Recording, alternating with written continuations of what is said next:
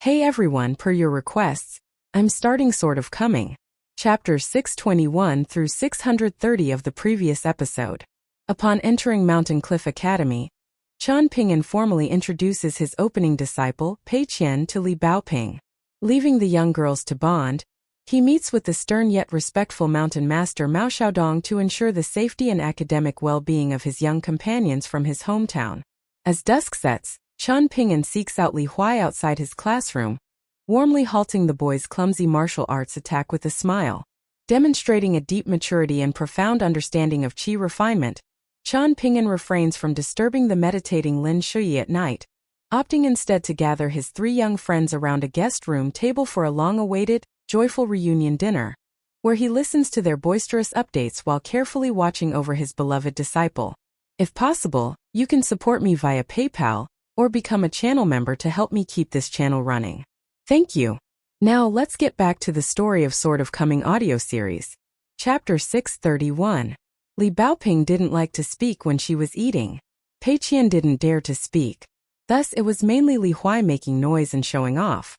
Little Baoping glared at him several times. He was explaining many things about the academy, so how could she repeat these things to her junior uncle again in the future?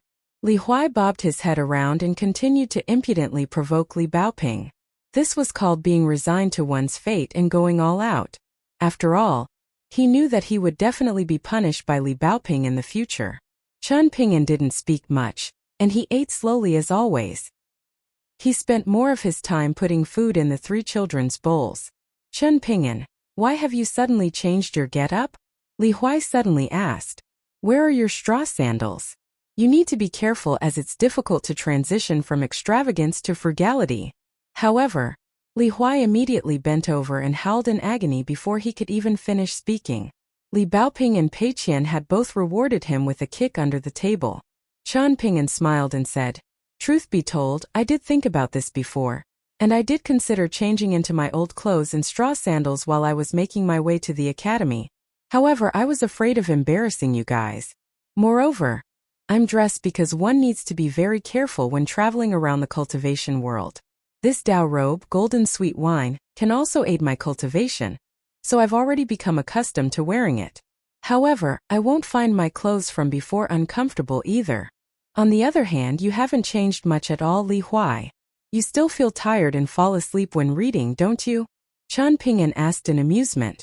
Li Huai sighed in grief and replied, Qian Ping, you don't understand how difficult and tiring it is for me to study. It's even more tiring than when we walked from our hometown to Mountain Cliff Academy. This is especially the case when I'm holding in my piss in class. It feels like I'm going to stifle myself to death.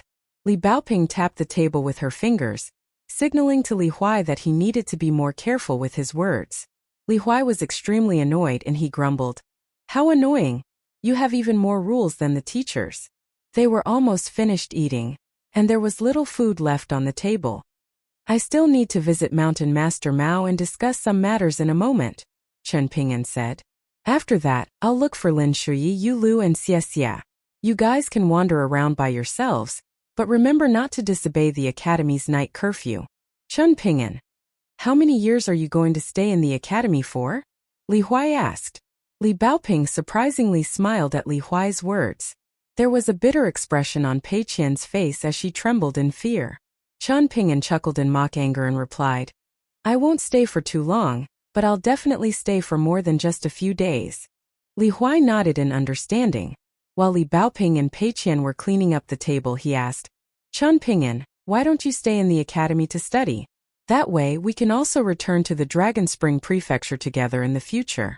How good will that be? What's wrong? Have you become wildly ambitious after wandering around the outside world?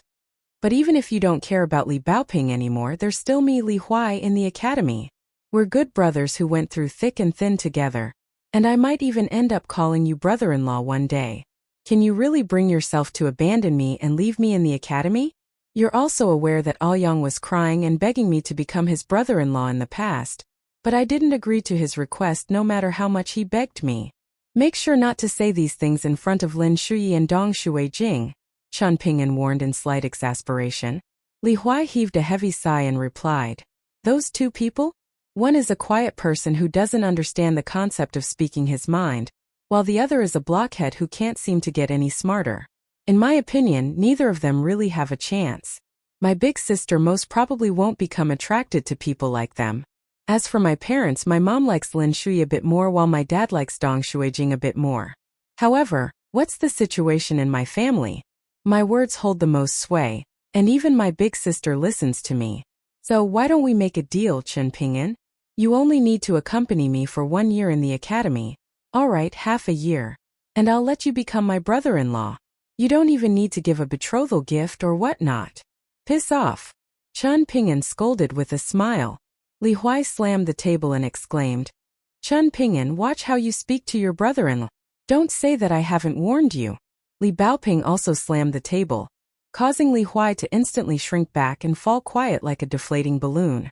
Seizing the opportunity when Li Baoping and Pei Qian were carrying some bowls and utensils to the kitchen outside the guest rooms, Li Huai shuffled to Chen Ping'an's side and rested his arms and chin on the table, whispering, Chen Ping'an, my big sister is truly very beautiful now. I'm not lying to you. Chen Ping'an tousled his hair and replied, I genuinely don't need you to find a partner for me. There's already a girl that I like. Li Huai became slightly dejected. I might not be your brother-in-law, but that doesn't mean that I'm not your friend anymore, Chen Ping'an said quietly.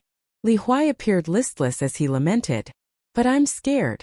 You went away for 3 entire years this time, so what about next time? Will you leave for another 3 or 5 years?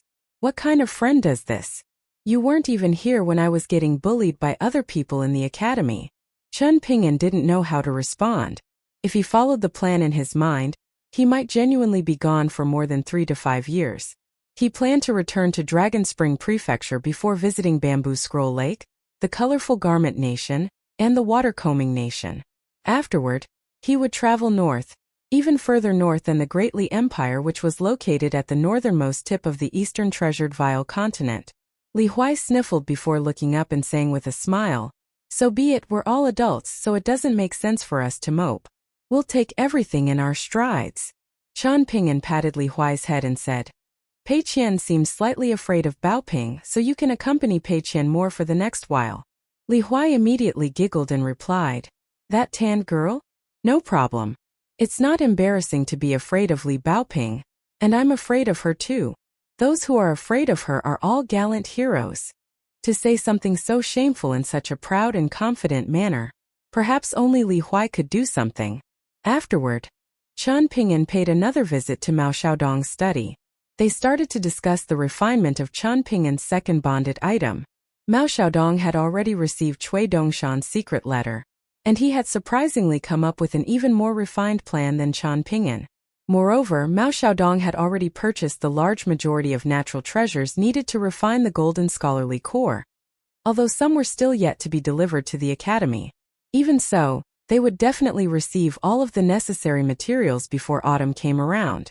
Chen Ping'an said that he might have to go into debt and repay Mao Xiaodong later. Mao Xiaodong didn't act overly polite, and he said that they would calculate the price of everything based on the current market value. Moreover, Chen Ping'an should strive to repay everything within a 20-year time frame. Because Chen Ping'an was refining an extremely unique golden scholarly core as one of his bonded items of the 5 elements, Mao Xiaodong had done more than just carefully examine the scholarly core that Chen Ping'an had retrieved from his pocket treasure. Before doing this, he had actually studied the history of the Colorful Garment Nation as well as the local county chronicles of the area corresponding to the city god pavilion in great detail. In the end, Mao Xiaodong had concluded that Shan Wan, a scholarly official who had become a city god after death, had used pure incense essence and auras of righteousness to nurture the golden scholarly core. It was extremely likely that the scholarly core had also been nurtured by the seal and accompanying lightning technique, personally crafted by the great heavenly master. As a result, the golden scholarly core ended up becoming very extraordinary. With this in mind, Mao Xiaodong planned to privately bring Chen Ping'an to the scholarly temple and other places in the capital of the Great Sui Nation. However, the location for refining the golden scholarly core would definitely be Mountain Cliff Academy, where he could oversee things and control the flow of fortune. The two of them continued to refine the details. Mao Xiaodong became increasingly relieved and satisfied. Even though this was something that pertained to the cultivation foundation that would determine Qian Ping'an's future potential, he still remained calm and composed and didn't show any signs of anxiety. This made Mao Xiaodong feel very satisfied. During many seemingly casual conversations, Qian Ping'an's replies as well as his questions regarding things from the sagely text that he was unsure about didn't astonish Mao Xiaodong at all. Instead, they made Mao Xiaodong feel a sense of ease and confidence. Indeed, Qian Ping'an's words were subtly hinting at his unwavering resolve. This was already more than enough. Moreover, Qian Ping'an glanced at the night sky and said that he needed to take his leave and visit Lin Shui, Yu Lu and Xie first. He didn't attempt to go over all of the proper matters in a single meeting with Mao Xiaodong. Mountain Master Mao smiled and bade farewell to Qian Ping'an. After Qian Ping'an apologized and left, the tall and burly old man who always appeared stubborn and pedantic to other people sat by himself in his study and couldn't contain his emotions any longer. Tears flowed down his face, yet his laughter was filled with joy and satisfaction. In Mao Xiaodong's eyes, even 10 supremely talented Cui Qians couldn't compare to a single Qian Ping'an. Li Baoping was no longer by Pei Qian's side. This caused the tanned young girl to revert to her spirited and unrestrained nature. After she went to Li Huai's dorm, not only was Li Huai stunned, but even Lu Guan and Ma Lian became wide-eyed with shock. They exchanged astonished looks with each other. Pei Qian was already sitting there with her bamboo sword and saber by her waist, looking down at the 3 boys who were sitting in a row. She was telling them about her adventures in the cultivation world. Her introduction alone had been intimidating enough. As you can probably see, I, Pei Qian, am a very cold-blooded and ruthless member of the cultivation world. As master's disciple, I've killed and subdued countless monsters and spirits in the mountains and rivers. She had killed a gadfly using her deranged demon sword technique. She had launched a kick and sent a toad flying along the mountain path. She had held a dog down by the head, and she had caught a wild hare. However, she had added her imagination to these events and transformed all of her foes into powerful beings who were destined to become formidable demons and spirits in the future. The slightly skeptical Lu Guan poured some tea for her. While gallant heroine Pei Qian was drinking tea, Ma Lian hurriedly seized the opportunity to retrieve some roasted seeds and desserts. Meanwhile, Li Huai was holding his painted wooden puppet and pretending to smile stupidly. In his mind, however, he remarked that a book couldn't be judged by its cover. This tanned young girl was even better at boasting than him and Aoyang. He had finally met his match. After leaving Mao Xiaodong's residence, Qian Ping'an saw Li Baoping standing at the entrance and waiting for him. She was even carrying her small bamboo bookcase. This wasn't strange at all. Qian Ping'an's first time leaving his hometown in the Jewel Small World and venturing into the outside world was naturally when he had accompanied Li Baoping to the Great Sui Nation to seek knowledge at Mountain Cliff Academy. At the same time, however, was that not a case of the young girl accompanying her junior uncle through the cultivation world? In the very beginning, it had only been the 2 of them traversing the green mountains and crossing the glistening rivers. And now those mountains and rivers appeared especially adorable in their minds. Qian Ping'an wasn't in a hurry, so he squatted down and asked with a smile, "Baoping, has anyone in the academy bullied you these past few years?" Li Baoping carefully mulled over this for a moment before shaking her head and replying, "No, I don't recall that ever happening, junior uncle." Qian Ping'an scratched his head and surprisingly felt a slight sense of disappointment. Mao Xiaodong's voice suddenly sounded in his mind's lake. Qian Ping'an's expression didn't change, and after listening to Mao Xiaodong's words, he stood up and held little Baoping's hand, also gazing into the distance at the night view of the capital beyond East Mountain. Qian Ping'an and Li Baoping started to walk down the mountain. "Junior uncle, I already separated my transcriptions into 5 piles and placed them in my small bookcase.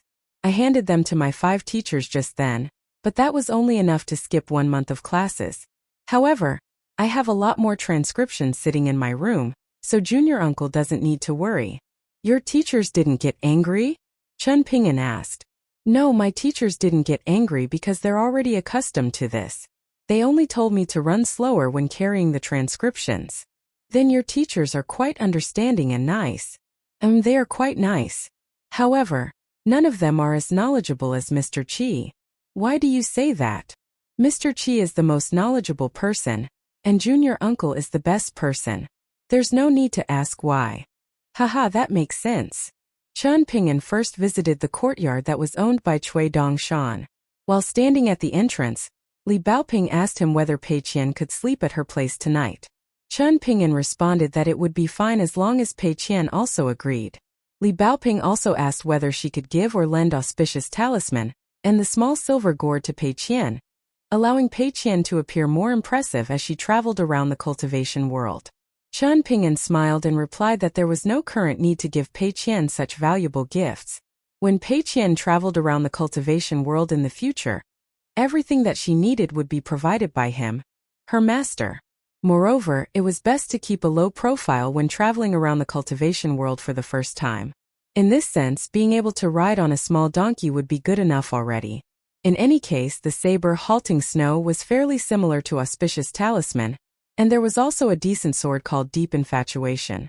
Li Baoping felt slightly disappointed. After waving goodbye to her junior uncle, she sprinted off with her small bamboo bookcase. Xie gently opened the courtyard door before Chen Ping'an could even knock. "I'm not disturbing you, am I?" Chen Ping'an asked with a smile. Xie shook her head and stepped aside to let Chen Ping'an through. At the end of the day, she had a much better impression of Chen Ping'an than she did of Yu Lu.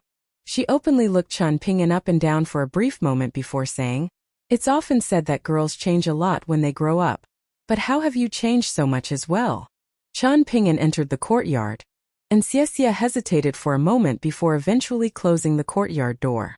At the same time, she also felt a slight sense of self-ridicule.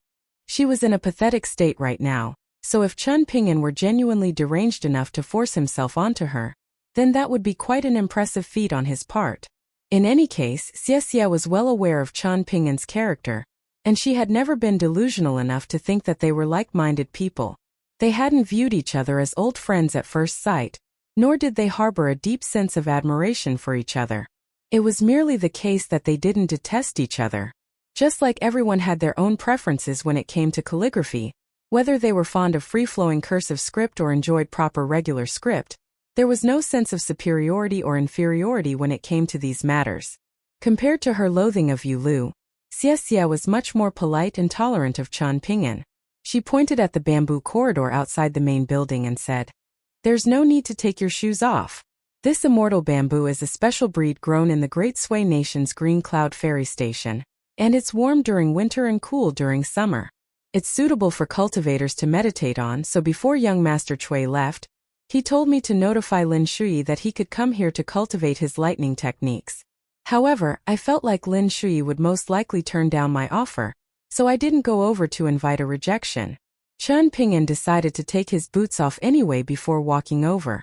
These were the boots that Pei Qian had secretly bought for him in Fox Town. He sat down cross-legged and sure enough, the bamboo floor was extremely comfortable to sit on. He flicked his wrist and retrieved from his minimization treasure a pot of well-water immortal wine that he had purchased from Wasptail Ferry Station. "Do you want to drink some? It's just ordinary wine from the markets," he asked. Sitting on the steps nearby, Xie nodded and accepted Chen Ping'an's offer. Chen Ping'an lightly tossed the pot of wine over. Xie caught the pot of wine and opened the lid to take a sniff. It's surprisingly not bad. As expected of something retrieved from a pocket treasure. She wasn't in a hurry to drink and she asked with a smile, "Is that a Dao robe you're wearing right now? I'm only able to detect its subtle flow of spiritual energy, because we're inside this courtyard." Chen Ping'an nodded and replied, "This Dao robe is called Golden Sweet Wine, and I obtained it by chance at a place called the Flood Dragon Trench while I was traveling to Stalactite Mountain." Xie turned around and glanced at the courtyard door with a complicated expression, murmuring, "Then you're truly quite fortunate." Chen Ping'an nodded in reply before grabbing his sword nurturing gourd and taking a swig of wine. Xie smiled and remarked, "Oh, so you genuinely do drink now. It looks like you didn't waste your time in the cultivation world." Chen Ping'an pretended not to hear her, and he reached down to touch the bamboo floor through which spiritual energy was flowing like a small stream. Even though this courtyard couldn't compare to a legitimate immortal residence or abode, it already possessed much more spiritual energy than the highest grade immortal inns in the mortal empires. Heaven and earth were silent. Glimmers of light all around, reflecting onto the river flowing by the side. Has the summer heat dissipated? The immortal thatched cottage is so cool and refreshing, Xie murmured to herself. Qian Ping'an smiled faintly and asked, which literary giant in the Lu Empire composed this? Xie shook her head slowly and replied, a very long time ago, on a night similar to tonight, my master casually recited this line without any context. She told me that lyric poetry is merely the remnants of classic poetry, and it's nothing more than a minor Tao similar to calligraphy and Go. It's barely worth a mention. I initially prepared a gift for both you and Lin Shui when I was at Stalactite Mountain's Ganoderma Inn, Qian Ping'an said. Back then, I mistakenly thought that the gift intended for you was simply a damaged do armor that couldn't be repaired, and I was able to purchase it for a very low price. It was only afterward that I learned that it was actually one of the 8 ancestral divine do-bearing armors. Not only that, but a friend of mine was even able to repair it. I came across Cui Dongshan in the Azure Phoenix Nation, and regarding this matter, he said that I shouldn't give you such a valuable gift. After all, our relationship hasn't reached that level yet. As such, you might even get the wrong idea about my intentions. I felt like Cui Dongshan's explanations were reasonable, so I've decided to hold on to the divine dew-bearing armor for the moment. It won't be too late to give it to you when we become genuine friends one day. In any case, I've got another gift for you today. Here, catch. Xie turned around and caught an exquisite ornament crafted from beautiful jade. This was a white ox holding a piece of Ganoderma in its mouth. Qian Ping'an smiled and explained, this is a small gift that I received from Stalactite Mountain's Ganoderma Inn. I hope you like it.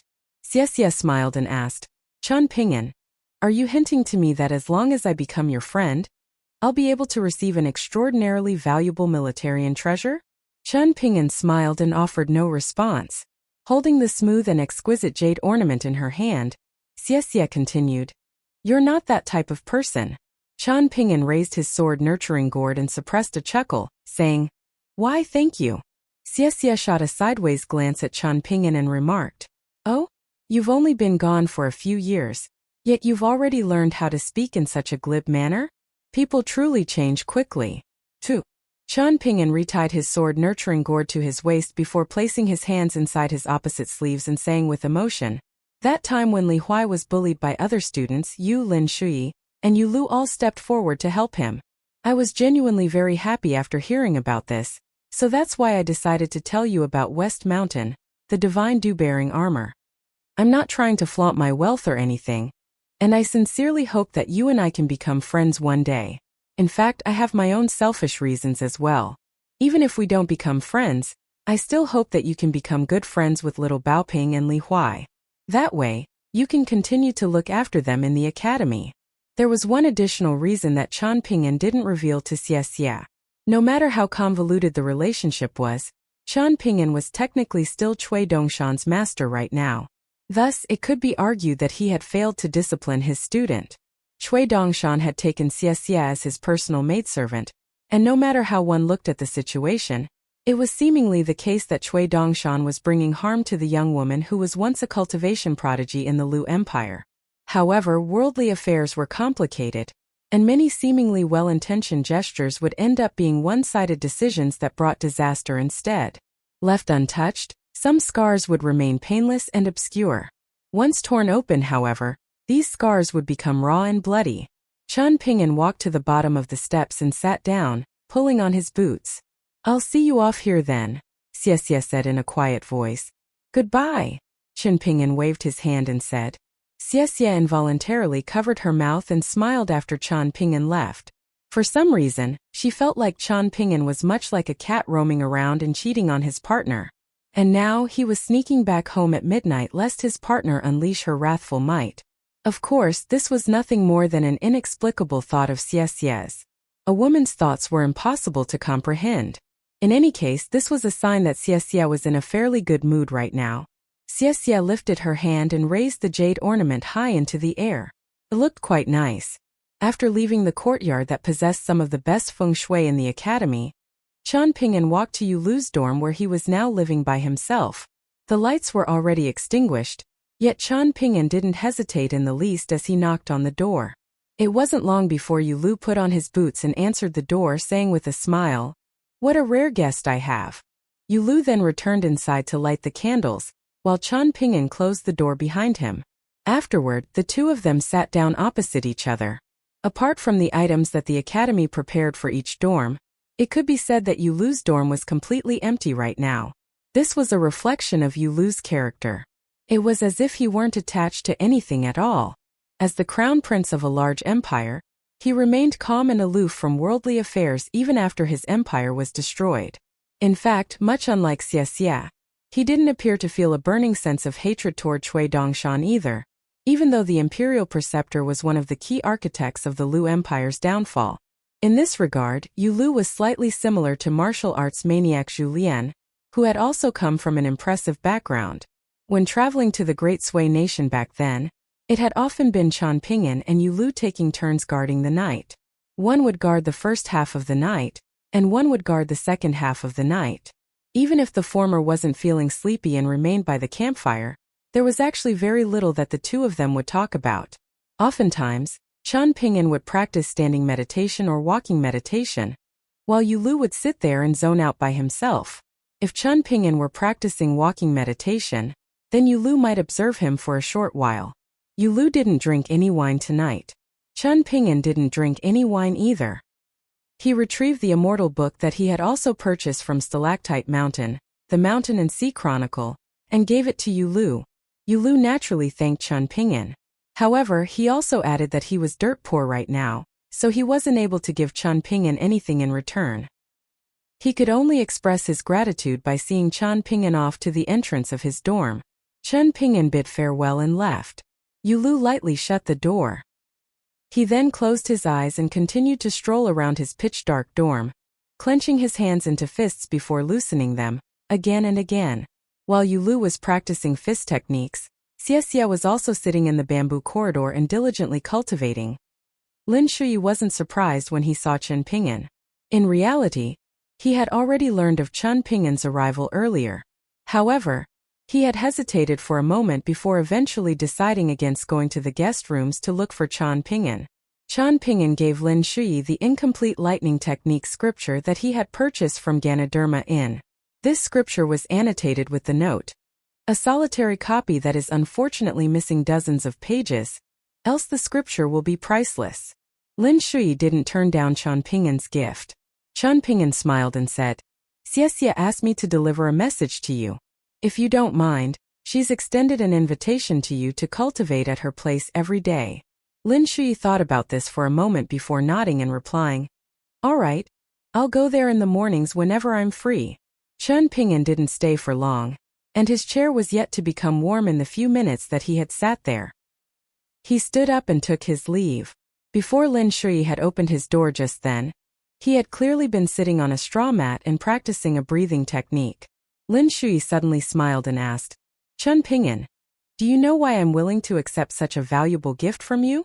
Chen Ping'an stopped and turned around asking, why?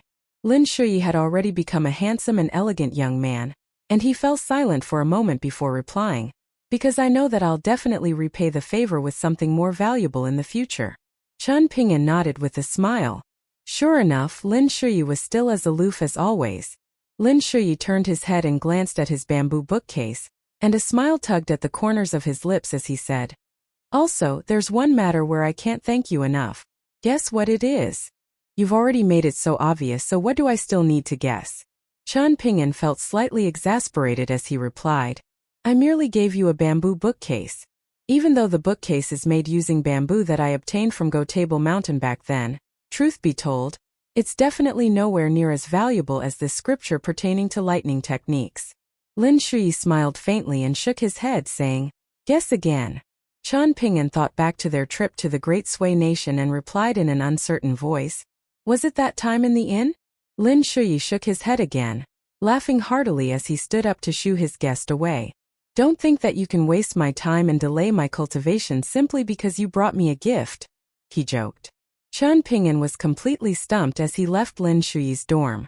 After visiting Xie, Yu Lu and Lin Shui, Chen Ping'an didn't return the same way that he had come. He had delivered all of the gifts 1 hour quicker than initially planned, so he silently took a detour and walked through some silent areas of Mountain Cliff Academy. Chen Ping'an coincidentally walked past the dorms, and he immediately noticed Li Huai furtively running over by himself. Li Huai picked up his pace after seeing Chen Ping'an, and he said in a hurried voice, "Chen Ping'an, I especially came here to ask you a question. Otherwise, I won't be able to fall asleep tonight." "Is it regarding Pei Qian?" "Ask away," Chen Ping'an said with a smile. "I initially thought that Pei Qian was lying, but the more I listened, the more I felt like Pei Qian was truly amazing," Li Huai said in a quiet voice. "Chen Ping'an, tell me from the bottom of your heart, is Pei Qian truly a princess who became lost in the common world?" Chen Ping'an could easily visualize Pei Qian's stern expression and internal delight as she sat there and made up these stories. In fact, it was entirely possible that she had been laughing at the stupidity and gullibility of Li Huai and his roommates as well. To say nothing of Li Huai, even the 3 experienced guards at the Great Quan Empire's Foxtown had been tricked by Pei Qian's intricate lies back then. Thus, it was only natural that the 3 little children, Li Huai, Lu Guan, and Ma Lian, were tricked by her as well. However, Chen Ping'an wasn't planning to expose the innocent and playful tricks between children, so he naturally wouldn't tell Li Huai the truth about Pei Qian's boasting. He patted Li Huai's shoulder and replied, "You can guess yourself." Li Huai nodded earnestly, a look of realization spreading across his face as he exclaimed, "All right, I understand now." "What do you understand?" Chen Ping'an asked with a smile. Li Huai crossed his arms and rubbed his chin, replying, "No wonder that tanned young girl had a look of disdain on her face when she saw my painted wooden puppet. No, I can't let this be. I have to compare wealth with her tomorrow. When elites clash, it's their aura that really matters. Let's see who has more treasures at that time. So what if she's a princess? She's still a tanned little kid, so what's so impressive about her? Tisk, she's so young. Yet she's already equipped with a bamboo sword and bamboo saber on her waist. Just who is she trying to scare? Oh, that's right, what does the princess like to eat?" Chen Ping'an reached over and placed a hand on Li Huai's head, gently turning him toward the dorms before saying, "Hurry up and go back to sleep." Li Huai was extremely satisfied after having his questions answered, so he immediately ran back to his own dorm to sleep. However, it wasn't long before an angry shout traveled over from the distance. There was no doubt that Li Huai had been caught by a teacher on night patrol duty. Chen Ping'an was just about to head over to help Li Huai, yet he soon saw the young boy swaggering over with Zhu Lian by his side. As it turned out, Zhu Lian had already found an excuse for Li Huai, saying that he was a distant relative of the young boy and was unfamiliar with the Layout Academy, especially at night. Thus, he needed Li Huai's help to return to his guest room. Li Huai raised a thumb and said to Chen Ping'an, "Big brother Zhu is truly chivalrous. Chen Ping'an, you're so fortunate to have a steward like him." Li Huai then turned around and smiled at the hunchbacked old man, saying, "Big brother Zhu, you can look for me, Li Huai. If Chen Ping'an treats you badly in the future, I'll help you seek justice." Zhu Lian looked left and right. This young boy called Li Huai appeared quite simple-minded, and he indeed didn't look like someone who was good at his studies. Zheng Dafeng, Li Er, Li Baozhen, and Li Baoping. By the looks of it, he had finally come across someone from the Jewel small world who wasn't an absolute freak. Zhu Lian felt like he needed to cherish this moment, so he immediately found Li Huai much more likable. Because of this, Zhu Lian's expression also became increasingly kindly. Hang on a second, why did Li Huai look a bit like Li Er, that 10th tier martial artist who visited them in Old Dragon City? They both had the surname Li, so perhaps they were from the same family? Surely not, right? As a pure martial artist, he fully understood the terrifying nature of a superior grandmaster at the N tier. No matter how conceited Zhu Lian was about his martial arts talent, he only dared to say that he could advance to the 9th tier with relative ease if he had grown up in the majestic world instead of the lotus flower-blessed land. However, advancing to the 10th tier would still be incredibly difficult. Zhu Lian turned around and looked at Chen Ping'an with an inquisitive expression. Chen Ping'an nodded with a smile. Zhu Lian was angered to death, and he lightly kicked Li Huai on the backside and scolded, "Why are you still wandering around at midnight as if you're trying to catch lone ghosts or something? Hurry up and scram." Li Huai was given a huge fright, and after running forward a few steps, he pointed at Zhu Lian and announced, "You helped me once and you kicked me once, so the gratitudes and grievances between us have been settled. If we come across each other in the academy tomorrow, then whoever runs first is the greatest." Julien raised his leg again. Li Huai quickly disappeared into the distance. Meanwhile, inside Li Baoping's dorm, Li Baoping and Pei Qian were sitting opposite each other and transcribing texts on the same table. One calligraphy brush was a blur as it glided across the page. The other calligraphy brush was like a turtle slowly ambling along the page. Each time Li Baoping filled a page, she would exclaim, "Off you go," at the page before putting down her calligraphy brush and twisting her wrist, also walking over to glance at Pei Qian's progress. Pei Qian remained silent, but her forehead was already filled with sweat. Inside a provincial city that neighbored the capital of the Great Sui nation, an esteemed guest of extremely high seniority visited the residence of the Kai clan, a clan that had just moved here not long ago. The visitor was none other than Cui Dongshan, and he had relied on the myriad of treasures in his minimization treasure to win himself the title of Kai clan patriarch following his battle against Kai Jingshan in Mountain Cliff Academy. It was midnight, yet the young boy in white furiously hammered the courtyard door of the Kai clan, creating a deep booming sound as he shouted, "Little Kaier, hurry up and open the door." There was a short and strong-looking man standing behind Cui Dongshan, and there was also a yellow bull standing beside the man. The old immortal from the Kai clan who was a guest elder of the Great Sui nation, and had once camped near Mountain Cliff Academy walked out of a secret room with a livid expression. With a leap, he then landed on the street outside the residence, asking, "Cui Dongshan, what are you doing here?" Back then, Cui Dongshan and Kai Jingshan had engaged in an intense battle above Little East Mountain, the nickname that residents in the capital commonly used for East Mountain. Cui Dongshan had shot to fame after that battle, and it was as if he had provided a free fireworks show to the residents of the capital. That night, countless people had delightedly looked up toward East Mountain where the Confucian Academy was located. There was an old ancestor at the nascent tier guarding the Kai clan, so members of this clan had initially been extremely haughty and impressive in the capital. Following the battle, however, it wasn't long before they moved out of the capital, only leaving a single member who was working as an official in the capital to look after the extremely large residence. In fact, the residence was so large and extravagant that it could rival the residences of high-ranking nobles. Cui Dongshan laughed heartily and replied, "Oh my, how polite of you, Jingshan. You've personally come out to welcome me? Come on, let's go inside our house to sit down and chat. I entered the city quite late, and there's also a night curfew being enforced, so I'm pretty bloody hungry right now. Hurry up and get someone to make me some midnight snacks. In the meantime, this grandfather can have a good chat with his grandson." "You're not welcome here," Kai Jingshan replied with a dark expression. Cui Dongshan suddenly jumped up and pointed at Kai Jingshan, scolding, "Bastard, you're even trying to disown your ancestors now? Have you no shame? Come, let's fight again. This time, I'll call you ancestor if you manage to defend against 50 immortal treasures of mine. If you fail again though, then you can ride a horse around the city tomorrow and shout, 'I'm Cui Dongshan's obedient grandson 1,000 times. Kai Jingshan gritted his teeth and spat. "I would rather die than be humiliated like that. You can kill me tonight if you want, but I definitely won't take a single step outside the Kai clan's residence." Cui Dongshan used a land-shortening mystical ability and vanished in a flash.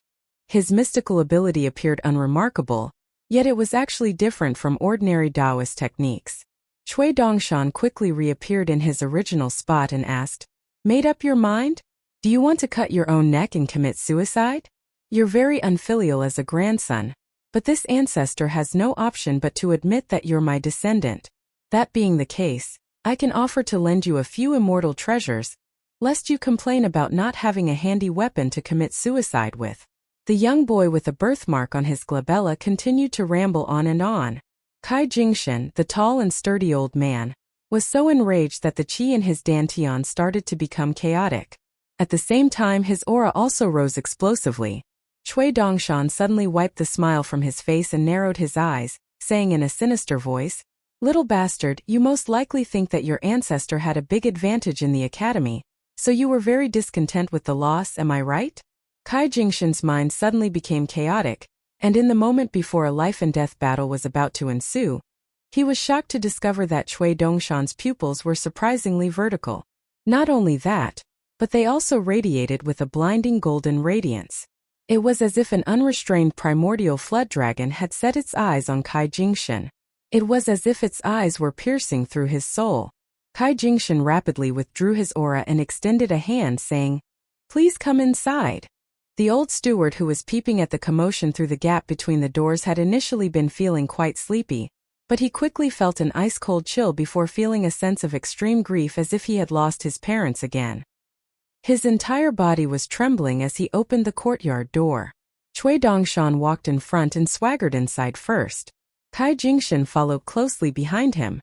Wei Xian and the Yellow Bull also walked inside the Kai clan's residence.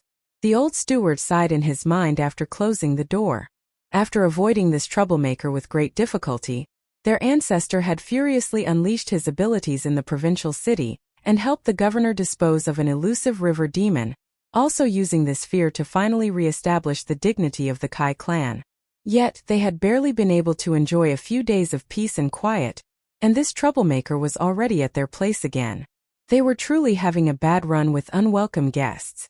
Right now, they could only hope that tonight's meeting would end up as a win-win situation where both sides would benefit.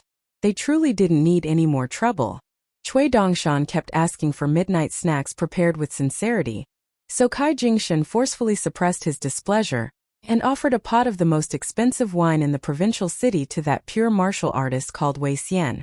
Not only this, but the yellow earth bull that was only a measly Dragon Gate tier cultivator also asked for its own courtyard in the residence. Kai Jingshan couldn't tolerate this, but he had no option but to tolerate it anyway. Kai Jingshan waved his hand and dismissed two maidservants who were looking over here with curiosity. With no one else present, he asked, "What do you want? Just cut to the chase." Cui Dongshan raised a leg and placed his foot on the chair, holding a pot of wine in one hand while using his chopsticks to stuff his mouth with snacks with his other hand. While eating and drinking his fill, he replied in a muffled voice, "You've been a powerful and influential figure in the capital of the Great Sui nation for more than 100 years, so tell me, who are the fools pulling the strings behind the assassination plot right now?" "There's General Tang Zhuangshan who looks after the Agile Cavalry, Assistant Minister Lang Taojiu from the Ministry of War, and also Dragon and Bull General Miao Ren. I'm already aware of these people's involvement, so there's no need for you to tell me about them again. However, both you and I are well aware that they're not the true masterminds from the imperial court and mountains of the Great Sui nation. So tell me, who else do you know about?" Kai Jingshan's eyelids shuddered slightly when he heard this. Cui Dongshan tossed away a delicious duck leg coated in secret marinade and licked his finger. He then shot a sideways glance at Kai Jingshan and said with a faint smile, "I give you permission to say a name completely unrelated to the scheme with each mastermind's name that you reveal. These names can be of your longtime nemeses, or they can also be of random clan members whom you've disliked for a long time." Cui Dongshan burped loudly before continuing, "This offer will stand while I enjoy midnight snacks. Once I finish eating, then the Kai clan will lose this opportunity once and for all. Perhaps you're unclear about this, but the descendant with the surname Gao whom you've left in the capital, that scholar who's working in the Imperial Academy, is also a sacrificial pawn. He's a scholar, after all, so he's naturally unwilling to see the Great Sui nation fall and lower its head to those barbarians in the Great Li Empire.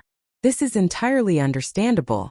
The Gao clan had nurtured scholars for hundreds of years, so I also appreciate their desire to sacrifice themselves to repay their nation.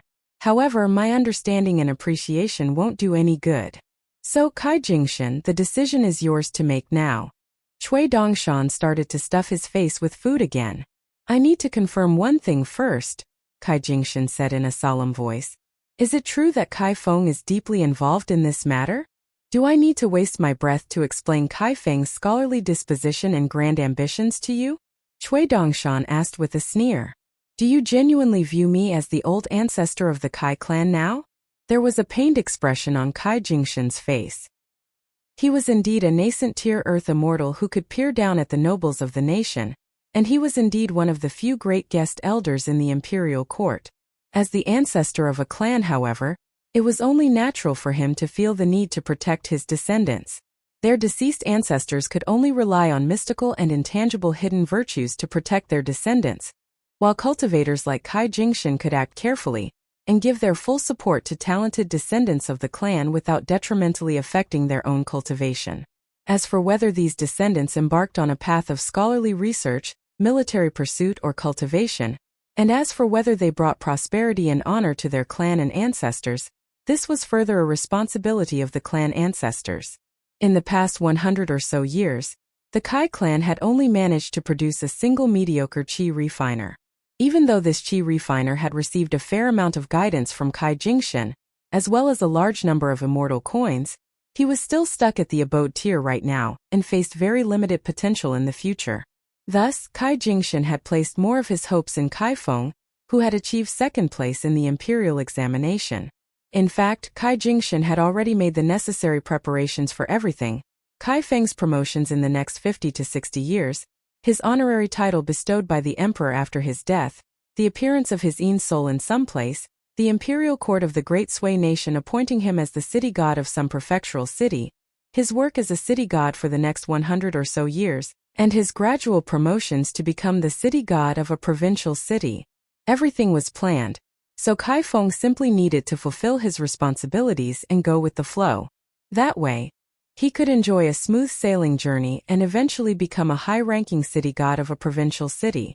This was the most that a nascent tier cultivator could do for their descendant. Afterward, it would be up to Kai Feng himself to fight for more fated opportunities pertaining to the Great Tao. The tides of fortune always turned, and it was incredibly difficult for mortals to seize the fluctuating fated opportunities. It was possible that they would only have a single chance in their entire lifetimes. However, it was a different situation for qi refiners, and they would eventually enjoy a period of fortune as long as they were able to live for long enough. At that time, they could use secret immortal techniques and try their best to retain the fortune in their clans, allowing them to continually accumulate wealth and power, just like how mortal humans accumulated gold and silver. Should they succeed, they would then be able to nurture incense person after incense person. Yet, Kai Jingshan had never fathomed that Kai Feng would actually throw away his bright future just like that. As if he had become brain-dead, Kai Feng was actually acting behind his and the entire clan's back and involving himself in such a huge scheme.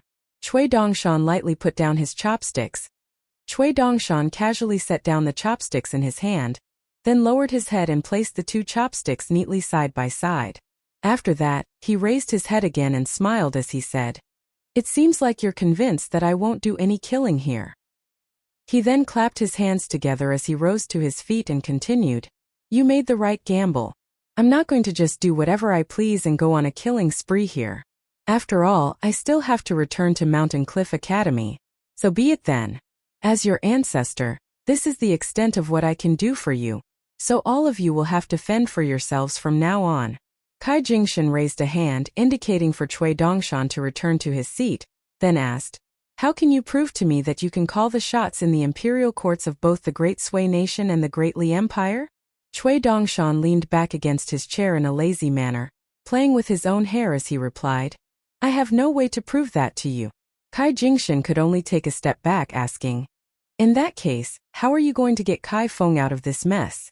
I need you to do so while also eliminating all potential trouble that he could encounter and ensure that his future political career isn't negatively affected. I have to remind you that you can't allow Kai Feng to sell out his own allies for personal glory. If he does such a thing, then his path to becoming an official god will be impeded after he dies. Kai Feng is going to have a vital impact on the fortune of the Great Sui Nation for the foreseeable future, and if he does something so vile, then he's going to be rejected by the heritage of the Great Sui Nation following his death." Cui Dongshan smiled as he replied, "I have my ways. Rest assured, I guarantee you that Kai Feng will become minister of one of the 6 ministries during his lifetime, with the exception of the Ministry of Rights, which is too important a position for him to fill. As for after his death, I can ensure that he becomes the city god of a large province within 100 years. With the exception of the province of origin of the Gao clan. What about the reputation of the Kai clan and myself?" Kai Jingshan asked. Cui Dongshan smiled as he replied, "I'll get you and the Kai clan to put on a convincing act, and by the end everyone will be full of praise for you, so you'll be sure to receive glowing praise in all of the history books. Are you thinking about signing an official agreement with me?" Cui Dongshan scoffed. "I advise you not to think about such unnecessary things, Kai Jingshan." The thought of that pair of vertical golden pupils sprang into Kai Jingshan's mind, sending a jolt of fear running through his heart. At the moment, He and the Kai clan were completely at Cui Dongshan's mercy, and that was naturally not a good feeling, but he would just have to bear it for now. The alternative was for the entire clan to be dragged down a path of no return by Kai Feng, one that could affect even his own cultivation base, and compared with that catastrophic outcome, this was a small price to pay. Seeing as they had become temporary allies, Kai Jingshan decided that it was best to display a little sincerity. With that in mind, he said, "Some time ago, an assassination attempt was made on your life in the academy, but you were able to survive thanks to a substitution talisman. Would you like to know the mastermind behind that assassination attempt? Alternatively, are you of the opinion that it was a group of people?" Cui Dongshan glared at Kai Jingshan out of the corner of his eye, and the latter was immediately struck by a sense of unease, but he didn't know what he had said that had raised Cui Dongshan's ire. Cui Dongshan rose to his feet, then picked up the unopened flagon of wine on the table as he said, "Back then, I was so bored in the academy that I almost went to the mountain summit to hang myself. I was ecstatic to have finally had something so interesting happen to me. Didn't you see what I did after that assassination attempt? I waited for them to come after me again, but they didn't, so I made my way to the Green Cloud ferry station and stuck out my neck, begging for someone to try and kill me, but no one dared to even make an attempt. In the end, all I could do was haul several cartloads of bamboo from the Green Cloud ferry station back to the academy to use as flooring material, and I paid the full price in the form of lesser heat coins. Why did I do that? Because I was grateful to them for spicing up my life a little. I planned extensively in preparation for the second assassination attempt, and even though I didn't get a chance to put any of my plans into practice, the process of hatching those plans was certainly more entertaining than sitting around to twiddle my thumbs all day." Cui Dongshan made his way around the table, then patted Kai Jingshan on the shoulder as he said, "You're still too young, little Kai. You don't understand my personality. Over time, you'll come to realize that I'm a good ancestor. Any day now, the deceased ancestors of your Kai clan are going to come to you in a dream and tell you about how grateful to me they are. Just tell them that they're welcome. Helping others has always been a source of immense joy for me." Kai Jingshan remained silent with a stoic expression, pretending not to have heard anything. Meanwhile, the yellow earth bull had already gone to rest in its pen. Wei Xian remained seated at the same table with Cui Dongshan and Kai Jingshan, but all he did was drink in silence. After that, Wei Xian returned with Cui Dongshan to the latter's residence, and after the two of them had both taken a seat, Cui Dongshan used that golden flying sword to conjure up a barrier, ensuring that Kai Jingshan wouldn't be able to eavesdrop on them. Cui Dongshan then kicked off his boots and sat down on his chair with his legs crossed as he smiled and said, "Give me a summary of what you think of Kai Jingshan. Like countless others have done before him, he will ultimately perish to his own greed," Wei Xian surmised. In his eyes, Kai Jingshan was someone who didn't matter at all in the grand scheme of things. In the face of the tide of fortune, even the power of a nascent tier Earth immortal would be far too little to have any substantial impact. Prior to entering the provincial city, Cui Dongshan had shown Wei Xian many pieces of intelligence pertaining to internal secrets of the Great Sui nation, and compared with the secrets harbored by the Gao clan, Kai Jingshan's plan was all too insignificant. The Gao clan of the Great Sui nation was able to join forces with the Lu Empire to delay the rise of the Great Li Empire for several decades. And that was not just a simple matter of the emperor of the Great Sui nation possessing brilliant foresight. The Great Li Empire's white jade capital replica was constructed by Mahis cultivators with the help of that master naturalist from the Lu clan. And at the time, the Great Sui nation and the Lu Empire were also receiving guidance from powerful cultivators of the 100 schools of thought. Kai Jingshan was a deeply concealed and also relatively important pawn. Even though Kai Jingshan had behaved in a very timid and submissive manner on this night, placing himself completely at the mercy of Cui Dongshan, in reality, he was nowhere near as vulnerable as he made himself appear. In fact, even his decision to move his entire clan out of the capital city in a supposed fit of rage and embarrassment had most likely been made under the counsel of a powerful mastermind. Up to this point, the Great Li Empire and the Great Sui nation had established an alliance of the highest caliber. It seemed that this had been a mutually beneficial outcome for both parties.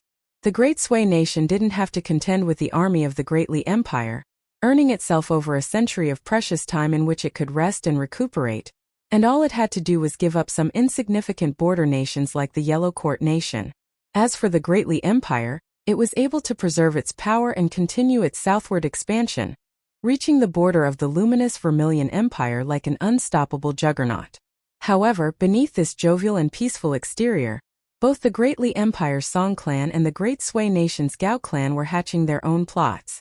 In particular, even though the Great Li Empire had ensured that the death of Emperor Song Jingchun had been kept secret, the Great Sui nation had most likely already detected that something was amiss, and that was why it was so eager to make a move.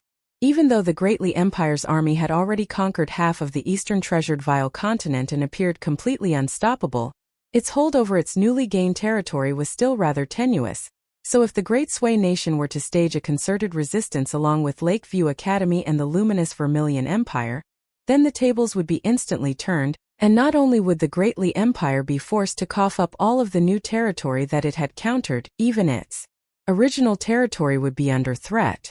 In the blink of an eye, the entire empire could crumble into an unsalvageable catastrophe. Wei Xian didn't dare to say that Cui Dongshan would definitely be able to emerge victorious over the figures pulling the strings behind the scenes from the mountain summit, but Kai Jingshan was definitely not worthy of any concern for him, and that was why Wei Xian had proclaimed that Kai Jingshan was ultimately going to fall to his own greed. Cui Dongshan shook his head as he said, "The Great Sui nation has only accepted this current arrangement because it holds lofty ambitions for the future." Wei Xian's brows furrowed slightly upon hearing this, and he asked, "Is the Great Sui nation really going to revoke the agreement? Could it be that it's aiming to take the Great Li Empire's place?" Cui Dongshan burst into laughter as he pointed at himself.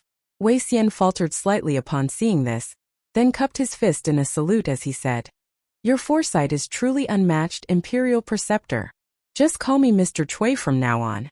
You were the founding emperor of the Southern Garden Nation, so when you refer to me as Imperial Preceptor, it makes it sound like you're my superior," Cui Dongshan complained. "The Southern Garden Nation is only the size of a few counties of the Great Li Empire. I was fortunate enough to have met some otherworldly immortals, and it was only under their guidance that I sent out people to explore the world beyond our small world, but if I hadn't come to the majestic world myself, I would have never been able to imagine just how vast a place it is," Wei Xian sighed. "There's a scholar of a very high level of prestige on the Middle-earth Divine Continent, and he once said that entire seas and continents are nothing more than specks of dust in the grand scheme of things. If the opportunity ever arises, I'll take you to meet him," Cui Dongshan said with a smile.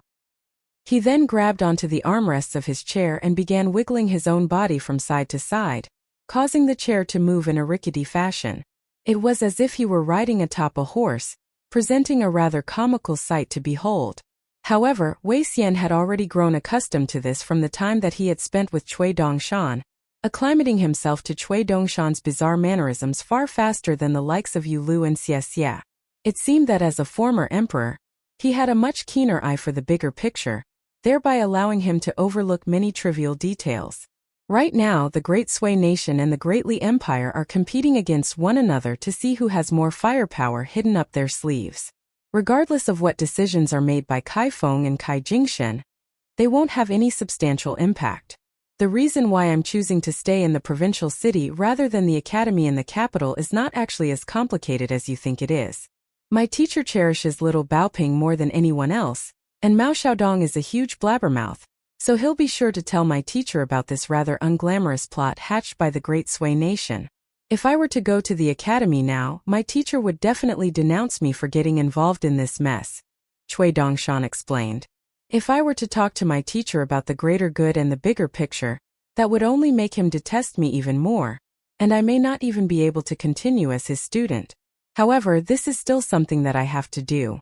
I can't just placate my teacher and tell him that little Baoping Li Huai and the others will be fine. At this point, my teacher has already developed a relatively mature set of principles, laying out everything from the sequential order of one's original intentions to the good or bad nature of one's final objectives, and all of the choices that one can make in between.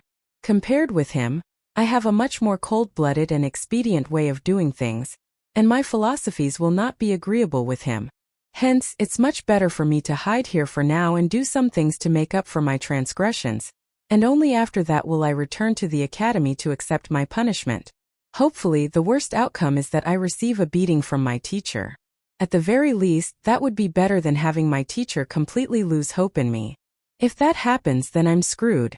If he deems me to be beyond redemption, then even the old scholar may not be able to convince him to keep me, Cui Dongshan continued. Wei Xian thought about this for a moment. Yet right as he was about to say something, he was cut off by Cui Dongshan. At this point, Cui Dongshan had already shuffled all the way to the window on his chair, and he had his back facing Wei Xian as he waved a hand and said, "For now you have no right to comment on the disputes between me and my teacher, so just keep your mouth shut." He then heaved a faint sigh before continuing, "Wu Yuan of the Dragon Spring Prefecture, Wei Li of the Yellow Court Nation, Lu Qingfeng of the Azure Phoenix Nation, Chief Military Governor Wei Liang, and you are all bright future prospects in my eyes. Among those, you and Wei Liang are the ones with the highest starting points, but it's still yet to be seen what you'll be able to make of yourselves. There's no point in talking about Wei Liang. He's a complete nomad, so he doesn't really count as a pawn. However, Wu Yuan and Lu Qingfeng were carefully nurtured by him, while you and Wei Li were chosen by me, and the four of you are going to have to fight for us in the future." Wei Xian didn't quite understand what he was being told, but he still committed it to memory nonetheless. All of a sudden, Cui Dongshan slapped a hand down onto the armrest of his chair as he yelled, "Even now that idiot Shi Ro probably doesn't know that the message I left for her in that brocade pouch came straight from my heart. I poured my heart and soul into that message, hoping to provide her with the most valuable experience that I have to offer. If she hasn't made any progress the next time I see her at the academy, I'm going to make sure that she receives a good boot up the backside." Wei Xian took his leave before departing, and Cui Dongshan dispelled the barrier that he had conjured up with a sweep of his sleeve. Wei Xian was filled with genuine admiration and veneration toward Cui Dongshan. He admired Cui Dongshan for elevating the Great Li Empire to its current heights from what was nothing more than a tiny subsidiary nation of the Lu Empire, no more than 100 years ago. However, that was not enough to evoke veneration in Wei Xian's heart. What truly impressed him the most about Cui Dongshan was that even while establishing this empire, he was already thinking painstakingly about how he was going to defend that eventual empire, something that very few people had the foresight to accomplish. Following Wei Xian's departure, Cui Dongshan drew the wine flagon on the table into his grasp with a flick of his wrist, then began taking small sips of wine. Throughout his life, he had experienced and witnessed far too many people and things. He had read countless books, and he had seen just as many pieces of stunning scenery. During the riveting battle between Third and Fourth, a completely insignificant scholarly official had said something that had most likely gone largely ignored by everyone, but it had resonated with Cui Chan, and he remembered it clearly, even to this day. "Heaven and earth have bestowed life upon us, and with life there must be death, just as all plants must eventually wither after they flourish. That is the law of the heavens. All of you chi refiners and self-proclaimed immortals have gone against the law of the heavens and regard mortals as mere ants. How are you any different from the barbaric demons that you look down on?" At the Kai clan's manor in the capital. At the moment, a large gathering of important figures was taking place. After securing second place in the imperial examination, Feng was currently considered to be a bright future star, but out of the 7 or 8 people gathered on this night, he was the one with the lowest official rank. There was Left-Hand Minister Guo Exin of the Ministry of Rights, Right-Hand Minister Tao Jiu of the Ministry of War, General Miao Ran, who was a descendant of one of the nation's founding generals, Vice Commander Song Shan of the Infantry Commander's Office. They were all very young officials of the Great Sui Nation, and even the oldest one among them, Tao Jiu, was only 45 years of age. Feng was a tall and handsome young man with a very dignified aura, and he didn't appear out of place at all among these high-ranking officials. He derived his confidence from 2 sources, namely his scholarly accomplishments and his family background.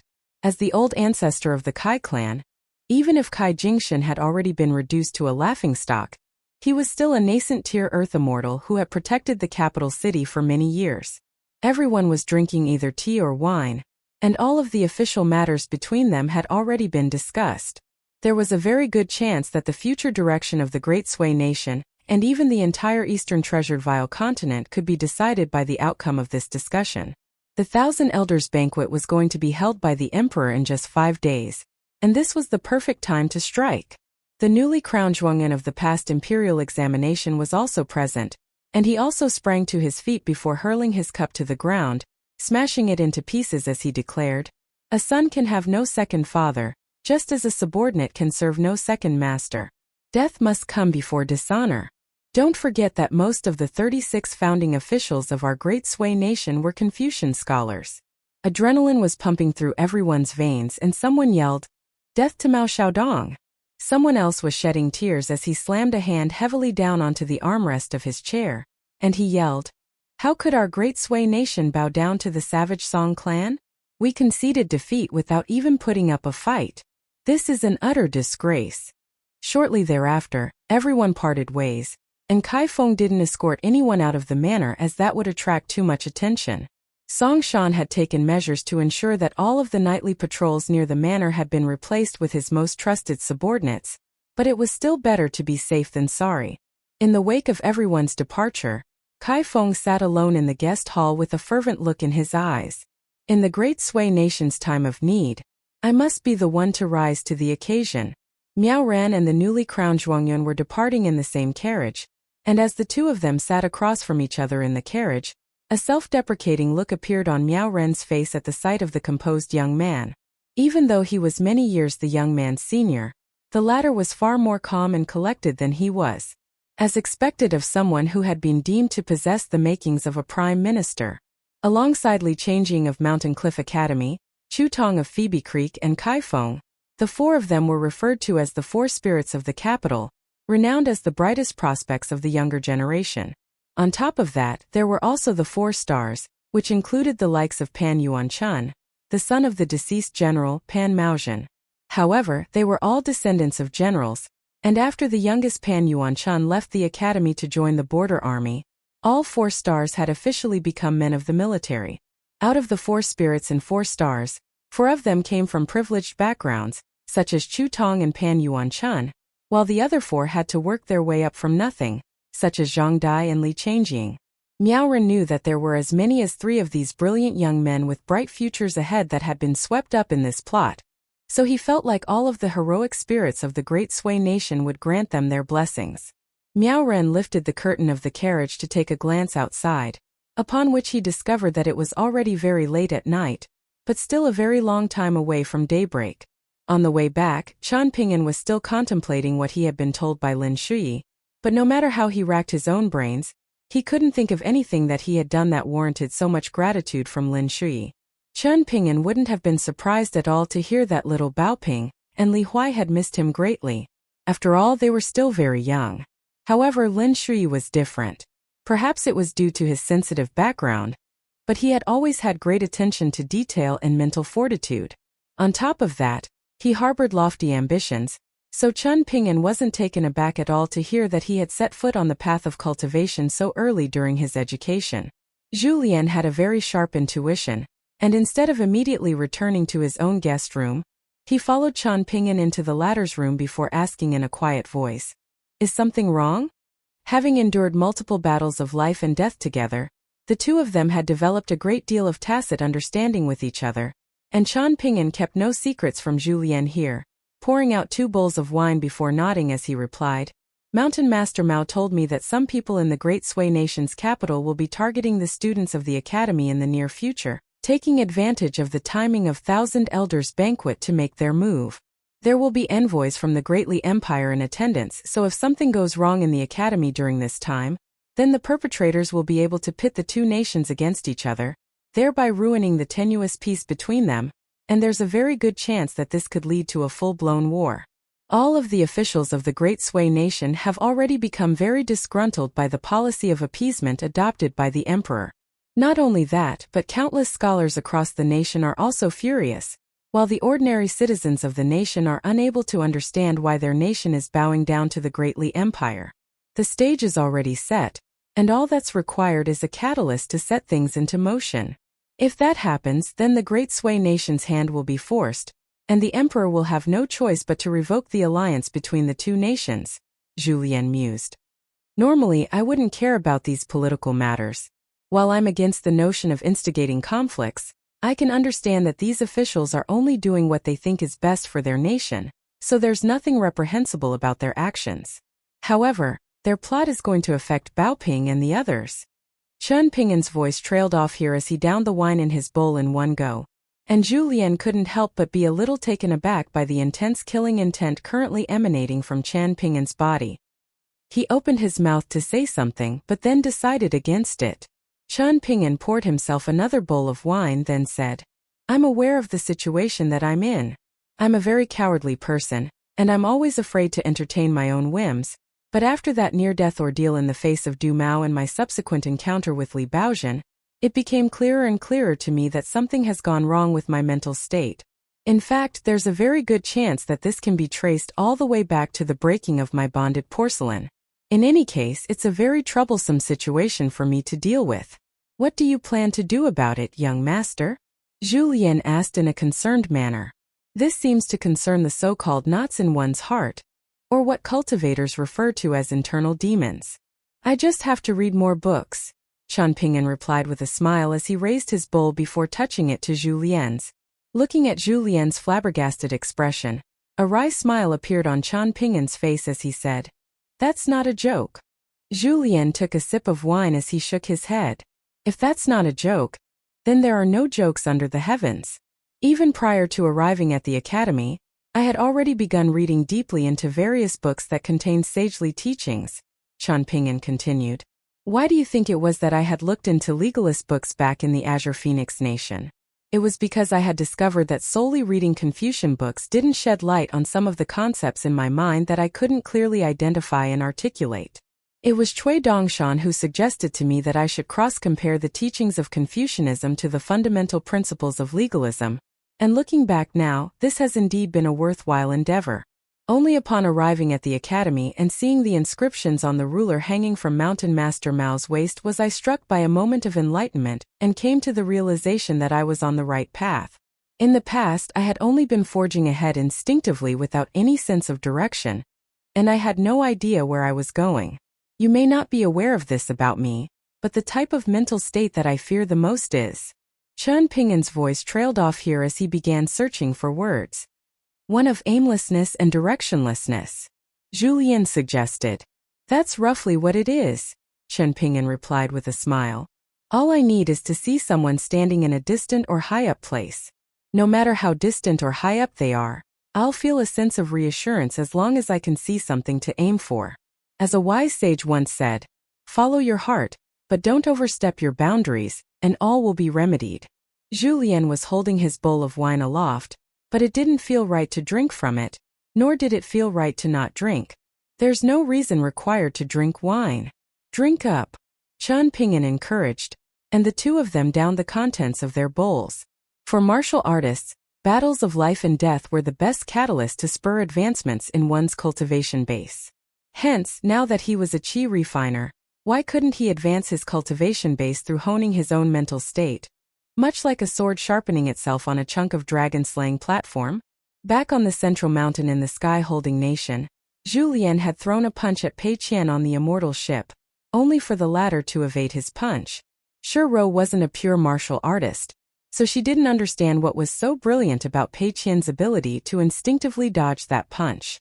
Similarly, Zhu Lian wasn't a cultivator, so he didn't understand just how much qi refiners feared internal demons, and he couldn't comprehend the heights that Chen Ping'an was striving for.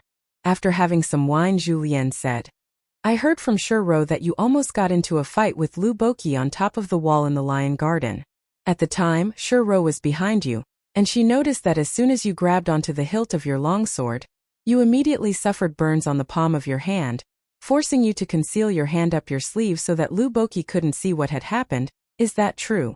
"That did indeed happen," Chen Ping'an confirmed with a nod. "Unfortunately, pseudo-celestial weapons can be very difficult to please sometimes." A perplexed look appeared on Zhu Lian's face upon hearing this. Even though the lasting qi sword that I told you about is a sword of a higher caliber, most of the restrictions on it had already been undone by that old sword immortal. Otherwise, there's no way that I would have been able to pull it out. As for the sword immortal sword that the Fu clan had given to me as part of their reparations, on one hand, they intentionally wanted to place me in a difficult situation, bestowing upon me a pseudo-celestial weapon that I won't be able to use at all in the near future. On the other hand, they can proclaim that they were doing this for my benefit. They could have removed all of the restrictions on the sword before giving it to me, but that would be like giving me a courtyard without a lock on the front door. I would be able to use it, but if it were to fall into someone else's hands, then they would also be able to use it against me, Chen Ping'an explained. He then made a grabbing motion with one hand, drawing Sword Immortal into his grasp as he continued. I've been using basic refinement methods to strip away the restrictions in the sword this entire time, but progress has been extremely slow. I'll most likely have to become a 7th-tier martial artist before I can unravel all of the restrictions in the sword and wield it as I please. At the moment, it's a double-edged sword that hurts me almost as much as my foes, so I'm only going to use it as a last resort. An enlightened look appeared on Julian's face as he took a large swig of wine, then said, Li Baoping, Li Huai, Lin Shuyi, Yu Lu and Xie Xie are all from the Great Li Empire. There's not much point in assassinating Yu Lu. As for Xie Xie, she has already revealed herself to be a former citizen of the Lu Empire, specifically a cultivation prodigy from the number 1 immortal manor of the Lu Empire, but this status of hers has decided that she's not of sufficient significance to be targeted. Li Baoping, Li Huai and Lin Shui all came from the Jewel Small World, and they were personally taught by Mr. Qi. Among them, Little Baoping and Li Huai are of particular importance. The patriarch of Little Baoping's clan is a nascent-tier guest elder of the Great Li Empire, while Li Huai's father is an N-tier master martial artist, so if something happens to either of them, the Great Li Empire will be sure to turn on the Great Sui nation. Chen Ping'an poured Julian another bowl of wine, then said with an amused smile, It feels like you haven't been able to spend even a single day in peace ever since you've been with me. Julien gulped down a large swig of wine, then wiped the back of his hand across his lips as he chuckled. You wouldn't say that if you had visited the lotus flower-blessed land earlier and seen me during my prime. Back then, I led an even more hectic and perilous life than I do now. Honestly, I was only able to defeat Ding Ying in the lotus flower-blessed land because he took me too lightly. If I had encountered someone as ruthless as you, then I would have most likely been the one to perish in that battle, Chen Ping'an said with a smile. Julien hurriedly finished the wine in his bowl, then extended his bowl toward Chen Ping'an in a shameless manner as he said, Indeed, a ruthless barbarian like myself needs to be punished with an extra bowl of wine. Chen Ping'an duly obliged, pouring another bowl of wine for Julien as he sighed. I hope that you and I will often have chances to drink and chat over the next decade, or even the next century. I'm certainly always keen for a drink, Julien replied with a grin. On this night, Chen Ping'an drank far more than normally did. After the two of them parted ways, Chen Ping'an paid a visit to Mao Xiaodong's study to discuss the matter of his next bonded item refinement. This was an extremely important matter, so it had to be discussed extensively. Meanwhile, in Li Baoping's dormitory room, Big Sister Baoping, I have to warn you that I'm a bit of a restless sleeper, Pei Qian said in an embarrassed manner. Li Baoping thought about this for a moment, then picked up a small mountain of transcriptions, which had taken up an entire bed, before placing it onto another small mountain of transcriptions. After each of them laid down onto their own beds, Li Baoping declared, Time to sleep. Immediately thereafter, she fell sound asleep in an instant, while Pei Qian tossed and turned for a long while, only falling asleep very late into the night. Upon waking up the next morning, Pei Qian discovered that she had been wrapped up in a snug cocoon of blankets like a zongzi. She took a glance at Li Baoping's bed to discover that her blankets had been folded up to a ridiculously neat standard, looking like a large block of tofu that had been meticulously cut out with a knife. A pang of guilt welled up in Pei Qian's heart as she thought of the messy state that she always let her blankets in, but the thought quickly drifted out of her mind as she nodded off once again. Only after having a good sleep would she be able to continue fooling Li Huai and his two friends, who were even dumber than him. As for competing against Li Baoping, Pei Qian decided that could wait until she was the same age as her. After all, there was no shame in losing to Li Baoping, considering she was the younger of the two. Next year she was going to be 12 years old while Li Baoping was going to be 13, so Li Baoping would still be a year older than her, but that didn't matter to her. There was always next year, then the year after that. Eventually she would catch up to her. As soon as she woke up in the morning, Li Baoping immediately rushed off to visit Chen Ping'an. However, he wasn't in his guest room, so she rushed to Mountain Master Mao's courtyard, where she waited by the entrance. As the Confucian sage presiding over the academy, Mao Xiaodong was able to see everything that took place in the academy at any given moment, so he informed Chen Ping'an that Li Baoping was waiting outside for him. Chen Ping'an left Mao Xiaodong's study to pick up Li Baoping, and on the way back to the study, he told her that he wasn't going to have time to go on a tour of the capital city with her on this day. After learning that Chen Ping'an was planning to stay at the academy for at least a month, she decided that there was no hurry in taking Chen Ping'an on a tour of the city, so she had a change of plans to visit some of the places that she had never been to instead. Chen Ping'an suggested that she could take Pei Qian on a tour of the academy, the scripture library, and other notable attractions on Eastern Splendor Mountain. Li Baoping felt was a good idea, and she rushed away like a cat on a hot tin roof even before reaching Mao Xiaodong's study, telling Chen Ping'an that she was going to have breakfast with Pei Qian. You must be facing quite a predicament. You're worried that an assassination attempt could be made on Li Baoping if you leave the academy with her. But you also don't want to disappoint her, right? Mao Xiaodong asked with a smile, and Chen Ping'an nodded in response. Are you not going to ask me if I know which of the prominent figures in the Great Sui nation are responsible for hatching this plot? Mao Xiaodong asked.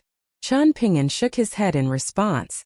We may be in the academy right now, but this is still the Great Sui nation's territory. Forget about all of that, Mao Xiaodong said with a dismissive wave. Right now, our top priority is your bonded item refinement.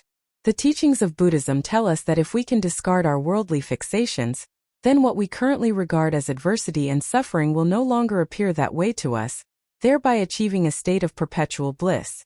Similarly, Taoists pursue peace and tranquility, and they regard adversity and suffering as a vessel that can take one away from the mortal world to the ultimate promised land of transcendent freedom. In contrast, us Confucians believe in facing adversity and suffering head-on. We struggle our way upstream against the tide of hardship, and along the way, the sagely teachings of our Confucian predecessors serve as beacons that light our path. Even if the entire world is in opposition, one must still strive toward what they believe is right, Chen Ping'an mused. That's exactly right. Mao Xiaodong agreed with an earnest nod. In no more than 4 hours, Li Baoping had led Pei Qian on a tour of the entire academy. If it wasn't for the fact that she had to serve as a tour guide and tell Pei Qian about all of the places that they passed through, the tour would have been completed within half the time. In the end, Li Baoping took Pei Qian to that enormous tree on the summit of the Eastern Splendor Mountain. The two of them climbed up the tree one after another, then stood on the same branch as they looked out into the distance. From their vantage point, Li Baoping pointed out all of the noteworthy places in the capital city, such as which restaurants had the best food and which places were the most fun to visit, and she did so with such confidence and self-assurance that it was as if the entire capital city were her own backyard. Pei Qian snuck a glance at Li Baoping, and she could imagine the latter standing here on her own, eagerly waiting for her junior uncle to visit. The two of them sat down onto the branch, and Li Baoping pulled out a red handkerchief, which she unwrapped to reveal a pair of soft and delicate pastries, one each for the two of them. Pei Qian told Li Baoping that she wanted to do some exploring on her own in the afternoon, and the latter nodded in agreement. She told Pei Qian that an esteemed elderly scholar with a resounding reputation was going to be visiting the academy this afternoon to teach a lesson. Apparently, he was very renowned for his exegesis of a certain Confucian classic. Seeing as Chen Ping'an was busy and couldn't go with her on a tour of the capital, she decided that she was going to attend the lesson to see if this old scholar from the distant south was actually as knowledgeable as everyone proclaimed. Pei Qian didn't even know what exegesis meant, and she asked in a timid manner, "Will you be able to understand him, big sister Baoping? The teachers of the academy have told me not to try and bite off more than I can chew, and that even if they answer my questions, I won't be able to understand their answers anyway. But how will they know if I can understand their answers or not if they won't even tell me their answers? They're my teachers, so I can't talk back to them. And I've been repressing these questions this entire time. There are also some teachers who do try to provide me with answers, but they constantly skirt around the question and provide answers to a bunch of things that I didn't even ask. None of them are like Mr. Qi, who always provided direct answers to my questions, or like my junior uncle, who answers the questions that he can and candidly tells me when he doesn't know the answer to a question. That's why I always like to go out of the academy to explore. The earliest mountain master of this academy was Mr. Qi, who used to teach me Li Huai and Lin Shui, And he told us that all of the knowledge that we learn has to be put into practice for it to be useful. He encouraged us to see more of the world and use what we learn to help ourselves, others, and the entire world. I'm still too young right now, so all I can do is visit more places to see as much of the world as I can. Pei Qian discovered that a rare frown had appeared on Li Baoping's face as she spoke about all of this, and she remarked in an earnest manner, "You think about so much, big sister Baoping." Li Baoping turned to Pei Qian, then smiled as she patted her on the shoulder and said, "My junior uncle thinks about far more than I do."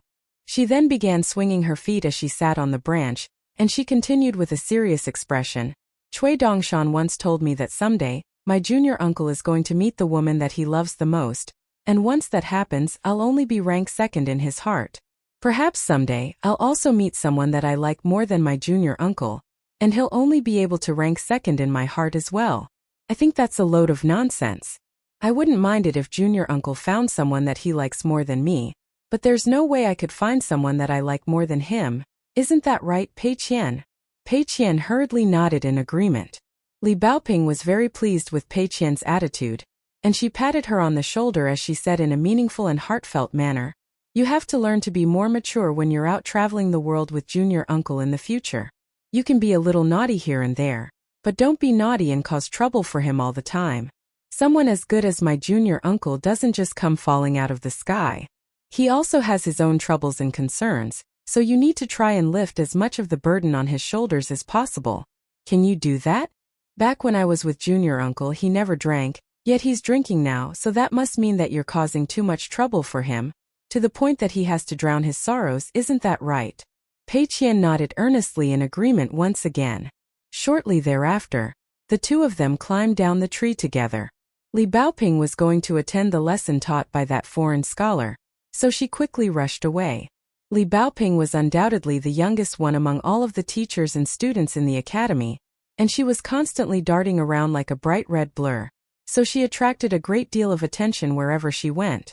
Meanwhile, Pei Qian made her way to Li Huai's dormitory right as he and his two friends were returning from their lesson.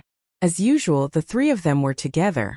"Ma Yan, if someone in your family becomes an official and receives an imperial edict, are there really that many rules involved just in placing the imperial edict as Pei Qian proclaims?"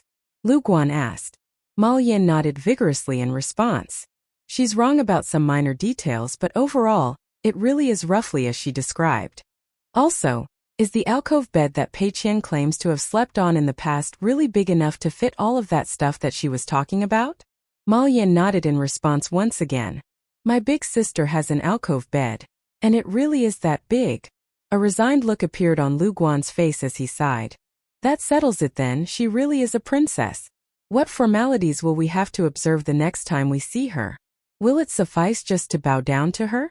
Surely she can't expect us to kneel and kowtow to her. His Majesty and his daughter Her Highness once paid a visit to my home, but I was too young at the time, so I have no recollection of what formalities had to be observed," Ma Yan said with a troubled expression. In contrast, Li Huai was looking very cheerful as he said, "So what if she's a princess? She's still Chun Ping and disciple, isn't she? If we see her again, all of you just follow my lead and cup your fist in a salute to her as equals." "That's a good idea," Lu Guan agreed with a nod.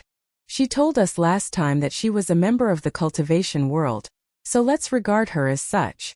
Shortly thereafter, the three of them ran into Pei Qian at the entrance of their dormitory, and as planned, they cupped their fists in a salute toward her. Pei Qian raised an eyebrow as she returned to the salute. After the four of them entered the dormitory, Pei Qian immediately began telling them a story of a past conflict. At the time, a mob of bandits had come charging out of the thick undergrowth on either side of the road. It was a group of dozens of brawny men wielding all types of weapons, and their leader was wielding a massive axe, which he pointed at Chan Ping'an as he yelled in a thunderous voice, "I was the one who constructed this road, so if you want to be granted safe passage, then you'll have to pay for it." Pei Qian asked Li Huai's trio if they would be afraid in that situation, and Ma Yan nodded in response while Lu Guan chuckled. "What's there to be afraid of? There's no way that a bunch of bandits would be a match for your master." Pei Qian crossed her arms and rolled her eyes at Lu Guan, then continued her story. "My master asked him what was going to happen if he refused to pay. I can't describe just how heroic my master appeared in that moment. Even though he was standing completely still on the spot, it felt like he could claim the head of the bandit leader at any instant that he pleased. Even in the face of all of those imposing bandits, his expression basically said to them, "Lay down your weapons now, for my patience has its limits." Pei Qian couldn't help but be impressed with her own storytelling abilities. She had read several novels about wars and conflicts in the cultivation world, and that was really coming in useful in her own storytelling. We've already heard countless stories about how powerful your master is. We know that he's both a master martial artist with unmatched fist technique and an almighty sword immortal. So just get to the point and tell us what happens next. Did he kill all of the bandits in an epic battle? Lu Guan asked in an impatient manner. Pei Qian glared at him as she scoffed. The cultivation world isn't just filled with barbaric Neanderthals who only know how to fight and kill. Everyone in the cultivation world, regardless of their status or cultivation base, is a living, breathing person, and none of them are stupid. Lu Guan fell silent upon hearing this. Pei Qian jumped down from her stool and walked over to the side as she continued. The bandit leader was furious and he lifted his giant axe, which was close to 40 kilograms in weight, and he asked my master, "Do you have a death wish, kid? If you don't want to live anymore, then I'll gladly send you on your way." Pei Qian then rushed forward a few steps before turning around, simulating a conversation between two people as she continued. In response, all my master said was a single word, "Come." The entire mob of bandits was immediately stirred up into a bloodthirsty frenzy. Lu Guan and Ma Lian were completely absorbed by her story, while Li Huai was snacking on sunflower seeds in a nonchalant manner. He had been through many hardships and perils with Chan Ping'an. Even that female ghost in the red wedding dress had been no match for him, so a mere mob of bandits posed no threat in Li Huai's eyes. Pei Qian rushed back her original spot, then turned around with a menacing expression as she continued. The bandit leader yelled at my master, "Do you understand what you're saying, kid?" Pei Qian jogged over to the other spot again as she continued. My master replied, "I do." After that, Pei Qian raised a finger and swiped it through the air, writing out the character for death as she said. "This was the gesture that I made at the time. What do you think?" Ma Lian was looking on with a dazed expression, while Lu Guan applauded and cheered for her bravery. Pei Qian then strode over to the table before taking a sip from the cup of tea that Ma Lian had prepared for her, following which she continued. The bandits were furious and they began pounding their chests and stomping their feet like soldiers pounding war drums on the battlefield. Their leader let loose a thunderous roar, and his eyes were as wide as saucers as he yelled, "My brothers, raise your weapons and cut down these two arrogant bastards. Make sure to be particularly careful of that little girl with the sword and saber strapped to her waist. She may be young, but she's wise beyond her years and possesses an unfathomable cultivation base, so she's not to be looked down on." All of a sudden, Pei Qian's voice abruptly cut off as a large and warm hand pressed down onto the top of her head. She turned around with a sheepish smile as she said, "Greetings, master, I was just..." She was going to come clean to Chan Ping'an and admit to him that she was spouting a tall tale for Li Huai and his friends, but Chan Ping'an smiled as he interjected, "Li Huai and his friends are still students of the academy, so don't tell them too many stories about the cultivation world. In the future, when Li Huai, Lu Guan, and Ma Lian go out on educational excursions, you can go with them and tell them more of your stories then." Pei Qian immediately nodded eagerly in response. Chan Ping'an told Li Huai and his friends to go and eat, and that they could come to visit him in his guest room later, while he took Pei Qian to go and find Li Baoping. On the way, Chan Ping'an said, "If the opportunity arises, you can go on an educational excursion with Li Huai and his friends, but if such a day does come, you have to make sure to come clean to them about your true martial arts cultivation base and past experiences. Do not constantly brag about yourself, and give them the false impression that the cultivation world is a place where they can do anything that they please. Otherwise, there's a very good chance that something will go wrong. Do you understand?" "I do," Pei Qian replied with a nod. "Make sure to take this seriously," Chan Ping'an urged with a serious expression. "I'll engrave everything that you just said onto a bamboo slip later." Pei Qian replied with a grin. The two of them were walking down a small and peaceful path in the academy, and all of a sudden, a series of emotions welled up in his heart as he said, "We explore the world not just to search for pieces of beautiful scenery, Just like we practice martial arts for more than just the objective of becoming stronger. Instead, we have to also search for people who are better than ourselves, people like Zhang Shanfeng, who was starving on the Ceremony Mountain immortal ship, Su Yuanxia, who heroically ventured into that ghostly manor, the old sword saint from the watercombing nation, the ghostly couple who appeared terrifying on the surface, but were actually a very respectable and loving couple, Fan Heir of Old Dragon City, Lu Yuzhou of the Ape Havoc Estate on Stalactite Mountain. When I see people like them, I'm struck by emotions like shame, admiration and occasionally, even envy. You feel those emotions too, master? Pei Qian asked with a surprised expression. Chen Ping'an patted her on the head as he smiled and replied, I'm just like everyone else. I have emotions and desires and also a bunch of bad habits and traits. There are many people who dislike and look down on me. Having said that, you can't go seeking out people better than yourself just for the sake of it. Instead, you have to use them as markers to aim for. Even if you cannot ultimately reach the heights upon which they stand, you have to at least strive for those heights. Pei Qian began to slow down in her footsteps upon hearing this, and eventually, she drew to a halt altogether.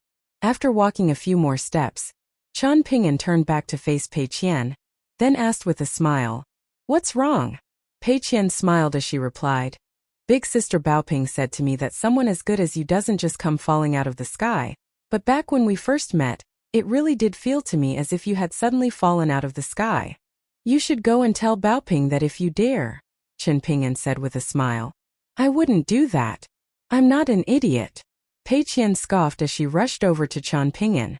She had felt a little sad as she gazed upon her master from behind. Over the course of their long journey together, there was one occasion where they had encountered a blockage in the form of a large pile of fallen rocks on a muddy mountain path. Pei Qian was content to simply go around the blockage, but Chen Ping'an stopped in his tracks and began moving the rocks off the path one by one, even though it had been raining heavily at the time. On that day, he worked late into the night, braving the terrible conditions as he cleared the path for those to come after him. There was also another occasion where they had arrived at a dilapidated wooden bridge, and after staring at the bridge for a while, Chen Ping'an had suddenly rushed into the forest on his own before returning with a large log on his shoulder. From there, he chopped the log up into wooden planks, then meticulously repaired the wooden bridge before crossing it. The old scholar visiting Eastern Splendor Mountain had been invited by an assistant mountain master of Mountain Cliff Academy, and he was holding a lecture this afternoon in the academy. Chen Ping'an and Pei Qian arrived at the designated lecture venue right as the lecture drew to a conclusion, and they spotted little Baoping traversing through the crowd like an agile red fish. Before long, she had rushed out of the building, and as she did so, she clenched her own fist in a gesture of self-encouragement. Upon spotting Chen Ping'an and Pei Qian, she immediately sped up further as she rushed over to them, and Pei Qian's admiration for Li Baoping only continued to grow as she watched the latter race along without any regard for what others thought of her. It seemed that she really was afraid of nothing. From there, the three of them went to Chen Ping'an's guest room together, and along the way, Li Baoping told him many interesting things, such as how there had been a white deer resting beside the old scholar as he was giving his lecture. It was said that back when he founded his own private academy, the white deer had come to him to protect him, and it ensured that the academy wasn't attacked by wild beasts or damaged by mountain spirits. However, according to Li Baoping, the old scholar's white deer wasn't as majestic and beautiful as the one that He Xiaoyang had brought with her into the Jewel Small World. Just the mere mention of He Xiaoyang immediately gave Chen Ping'an a headache, and he was praying that he would never meet her again in this lifetime. Chen Ping'an had seen that white deer of He Xiaoyang's during their first encounter on that stone cliff beside the Dragon Whisker River, and only after asking Cui Dongshan about it in a later conversation did he come to realize that it was an extraordinary creature. The white coloration of its pelt was only the result of an illusion that had been cast by Qi Zhan, and in reality, it was a five-colored deer that was highly sought after even among cultivators of the upper 5 tiers, and such creatures were only ever owned by individuals who were blessed with immense fortune. Using his unfathomable powers, Lu Chen had created a bridge of fortune between Chen Ping'an and He Xiaoyang, and as a result, in the wake of the Jewel Small World's fall, Chen Ping'an was able to evenly split the resulting fortune with He Xiaoyang. Of course, this was all part of the plot that Lu Chen had hatched in an attempt to sever Mr. Qi's scholarly lineage. It was through these experiences that Chen Ping'an came to understand just how fine a line there could be between fortune and disaster. Thanks to his innate qualities and personality traits, Chen Ping'an was able to avoid being lured to the White Jade capital by Lu Chan, but there were still some lingering negative connotations from those experiences. For example, he had always been very resistant to the prospect of visiting broken small worlds, and it was only after his journey with Lu Tai and his conversation Zhu Lian that his perspective began to change, and he became more and more determined to embark on a journey to the complete Reed continent in the future. The complete Reed continent was the place where power was most revered in the majestic world, and even the sages of the Confucian academies there were forced to resort to violence in order to get their teachings across. Chen Ping'an wanted to go and practice his swordsmanship there. He wanted to go on his own and focus wholehearted on his sword training. How was the lecture? Chen Ping'an asked with a smile. Li Baoping thought about it for a moment, then replied. Mr. Zhao says that a lecture from a wise man is like a lone crane flying from afar, and just a fleeting appearance from it is enough to inspire enlightenment within the beholder. I feel is not a completely baseless claim, but it feels like a bit of a hyperbole to me. However, what was most impressive about his teachings was his proposed concept of meeting past wise men through their literary works. He says that even hundreds or thousands of years after those wise men have passed away, one can still glean the core principles that they held dear by examining their works, but on this occasion, Mr. Zhao didn't demonstrate how to do this. Instead, he went into great detail on analyzing a specific Confucian classic, and I was a little disappointed. If it wasn't for the fact that I was in a hurry to see you, I would have stayed behind to ask him how we can go about communicating with our predecessors through their literary works. Was this Mr. Zhao inspired by the teachings of Sage Lu from the Southern World Continent Swan Lake Academy? Chen Ping'an asked. A bright smile appeared on Li Baoping's face as she replied. You know so much, junior uncle. One of Mr. Zhao's ancestors was none other than Sage Lu. According to the records in the Mountain and Sea Chronicle, which Chen Ping'an had gifted to Yu Lu, Sage Lu had a very good relationship with the pure Confucian Chang clan. With that in mind, Chen Ping'an couldn't help but wonder if Lu Xianying had been able to secure an opportunity to meet him. Pei Qian wanted to involve herself in the conversation, but she had no idea what was being discussed, and she was worried that speaking on these matters that she knew nothing about would only make her appear like an idiot to Chen Ping'an and Li Baoping, so she could only remain in a dejected silence. Thankfully, Chen Ping'an noticed her sullen mood, and he pinched her by the ear as he scolded. Do you see how knowledgeable your big sister Baoping is? Even though you're not a student of the academy, you also have to work hard in your studies, so that you're not left behind. Pei Qian stomped her foot in an indignant manner as she protested. But she's big sister Baoping. How could I possibly hope to compare with her? Can't you compare me with someone else like Li Huai? He's also been studying at the academy for so many years, but I don't feel like I know any less than he does. Chen Ping'an burst into laughter upon hearing this, and he released Pei Qian's ear before patting her on the head. Upon returning to the guest room, Chen Ping'an discovered that Yu Lu was already waiting there, and he was standing beneath the eaves with Zhu Lian, with the two of them seemingly getting along very well. Chen Ping'an felt much more reassured at the sight of Yu Lu. At the height of the previous crisis in the academy, it was Yu Lu who had made the decisive move, beating Li Changjing to the point that he had to be carried down Eastern Splendor Mountain even in the presence of a swordsman more powerful than himself. After a meal, Chen Ping'an went to Mao Xiaodong's study to continue discussing the matter of his bonded item refinement, while Yu Lu was left with the task of looking after Pei Qian. Following Chen Ping'an's departure, Li Baoping declared that she was going to return to her dormitory to make notes on Mr. Zhao's lecture, and Pei Qian made up an excuse to not go with her. After that, she went to Chen Ping'an's guest room and brought out her little treasure box. She and Li Huai had agreed to a showdown for the ages on the summit of Eastern Splendor Mountain. Yu Lu accompanied Pei Qian up the mountain, while Zhu Lian had already departed to protect Li Baoping in secret under Chen Ping'an's instructions. Upon arriving on the summit of Eastern Splendor Mountain, Pei Qian discovered that Li Huai was already waiting for her, and placed in front of him was that yellow wooden box of his. A wide grin appeared on Pei Qian's face as she set her treasure box down onto the table, while Yu Lu sat down on a stone stool, feeling rather intrigued and amused by the showdown between the two children. Li Huai was regarding the treasure box with a solemn expression, as if he were observing a formidable foe, and he offered, "You can make the first move." Pei Qian opened her treasure box to reveal its 9-grid structure, and within it was an intricately crafted wooden Ganoderma, several rare coins purchased by Yao Jinji, and a vintage Taoist badge with the image of a Taoist enforcer engraved upon it. The Taoist enforcer had a red complexion and a heavenly eye on its glabella, and it was dressed in a suit of golden armor and a red robe. Following an appraisal from Chan Ping'an, it was determined that aside from the Taoist enforcer badge and the wooden Ganoderma, the rest of the items in the treasure box were all just pieces of mortal paraphernalia and couldn't be considered immortal artifacts. Pei Qian gently pulled out the badge before setting it down onto the table as she declared, "Take this." Li Huai opened his wooden box, then pulled out a clay figure of a wandering swordsman before crossing his arms as he said, "I have a sword immortal who can protect me and kill my enemies. What are you going to do?" Pei Qian immediately pulled out the wooden Ganoderma as she replied, "Even if I receive a blow from your sword immortal's sword, Ganodermas are an extremely potent medicine that can save my life. What else have you got?"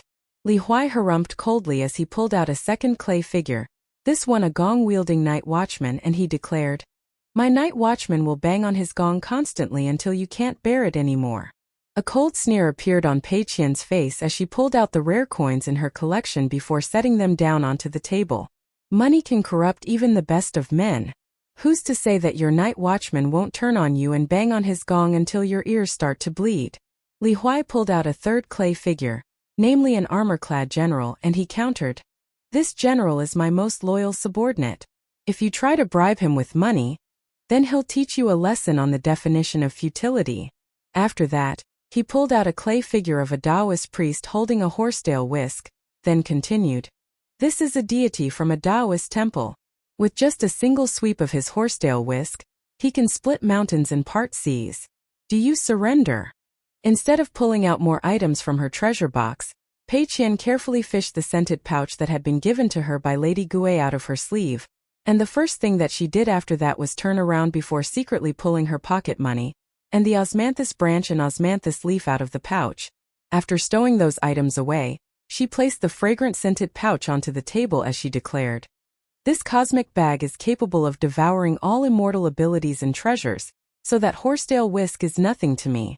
After that, Pei Qian set the translucent osmanthus branch onto the table as she bragged, "This is a branch from an osmanthus tree all the way up in the Moon Palace. All I need to do is plant it into the ground, and the next day, it'll grow into an osmanthus tree that's even taller than a house."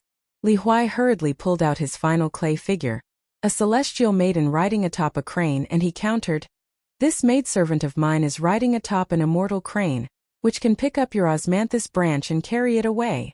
Pei Qian removed the bamboo sword and saber from her waist, then slammed them down onto the table as she declared, "My sword will slice off the crane's talons, while my saber will lop off your maidservant's head."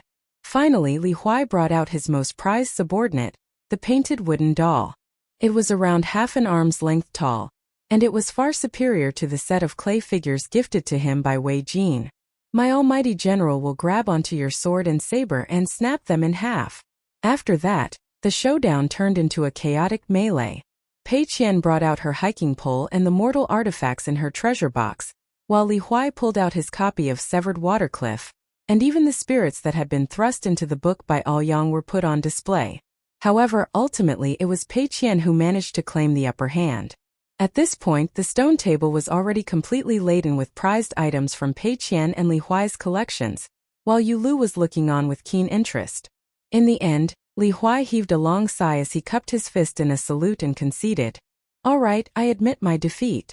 I am a brave and upstanding man, and I can concede when I've been beaten." Pei Qian crossed her arms as she nodded with an appreciative expression and said, "It's fine. Even though you've been defeated, you've done more than enough to uphold your dignity.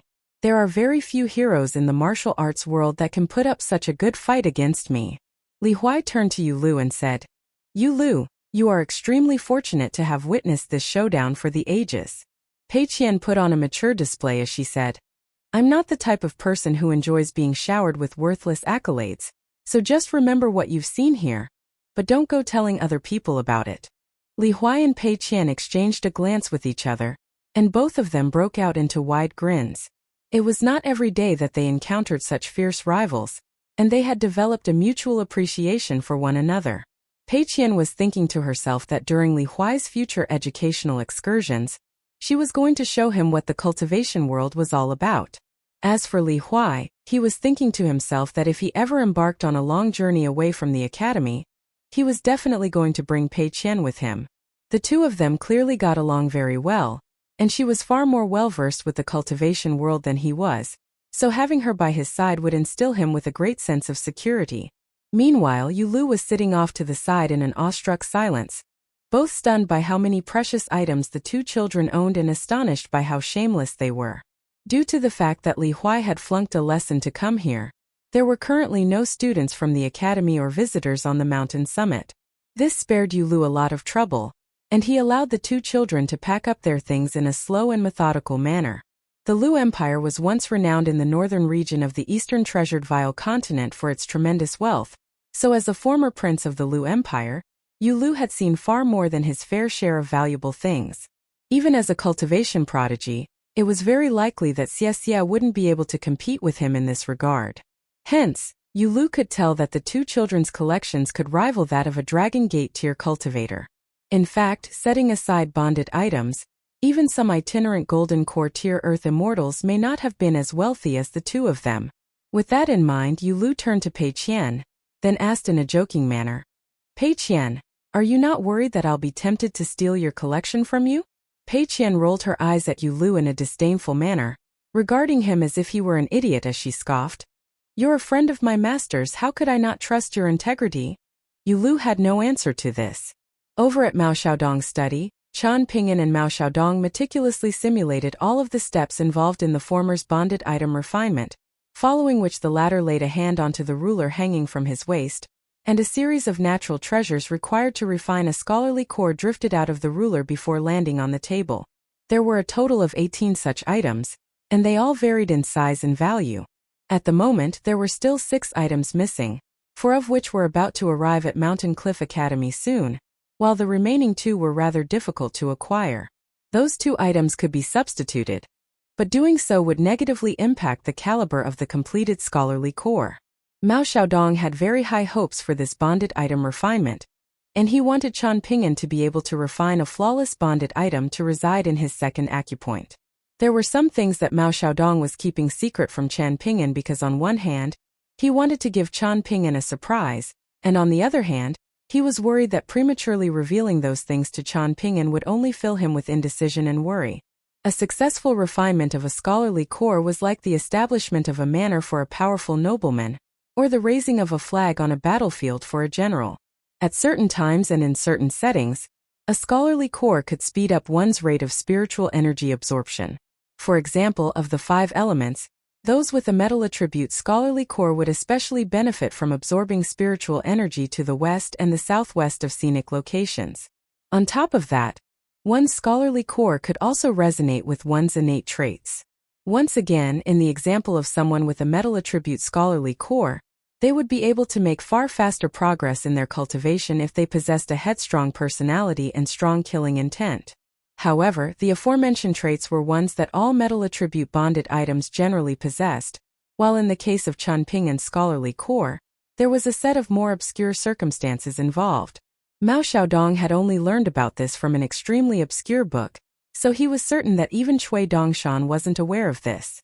In order to refine a flawless golden scholarly of an extremely high caliber, many prerequisites had to be fulfilled. The person refining the scholarly core had to possess immense fortune and excel in battle. On top of that, their personality had to align with the scholarly chi harbored within the scholarly core, and in addition, a top-tier item refinement method had to be used. Only with all of those conditions perfectly satisfied could one hope to refine a scholarly core of the caliber that Mao Xiaodong hoped for Qian Pingyan to attain. If one were to enter a place of filth and corruption with such a scholarly core, perhaps it wouldn't necessarily grant them imperviousness to all evil influences and ward off all evil entities, but at the very least, it would grant them a natural advantage over all entities that weren't regarded as righteous beings. This effect was similar to how the flood dragons that resided in the rivers, lakes, and seas in ancient times possessed a natural ability to subjugate and command all water-dwelling beings. As Chen Ping'an carefully examined the natural treasures that had been laid out onto the table, Mao Xiaodong said, "Over the next few days, you and I will visit the Confucian temples and several other places in the capital where there's an abundance of scholarly fortune, but we'll do so at night to avoid the prying eyes of others during the day as much as possible. I have to collect some scholarly fortune from those deities, some of which was deposited with them by our Mountain Cliff Academy. To put it in frank terms, the scholarly fortune deposited with those deities essentially served as dividends from certain deals, and the Great Sui Nation's imperial clan and Ministry of Rights will only turn a blind eye to this. After all, I'm only taking the scholarly fortune back to Eastern Splendor Mountain, and like you said, ultimately, Eastern Splendor Mountain is still a part of the Great Sui Nation's territory. During this time, just make sure to stay by my side, and you don't need to say anything. I'm only bringing you with me to see if there are any scholarly fortune opportunities that belong solely to you. Does that not feel right to you? If that's the case, then you're mistaken in your thinking. At the moment, you only have a very surface-level understanding when it comes to battles of Confucian scholarly lineages. You see what happens on the surface, but you don't know the meaning behind everything. In any case, this is not something that you need to think about for now, so just do as I say. Don't get nervous. I'm not asking you to accept and dedicate yourself to any particularly scholarly lineage." Chen Ping'an nodded in response. Mao Xiaodong continued in a candid fashion. "Right now, there's a great deal of trouble brewing in the capital city, so it's going to be a very dangerous place in the near future. Truth be told, I have a secondary objective for bringing you with me out of the academy, and it'll help you jump out of the predicament that you're currently facing, but there's going to be a significant degree of risk involved. What are your thoughts?" It was clear that Mao Xiaodong was planning to use Chen Ping'an as bait.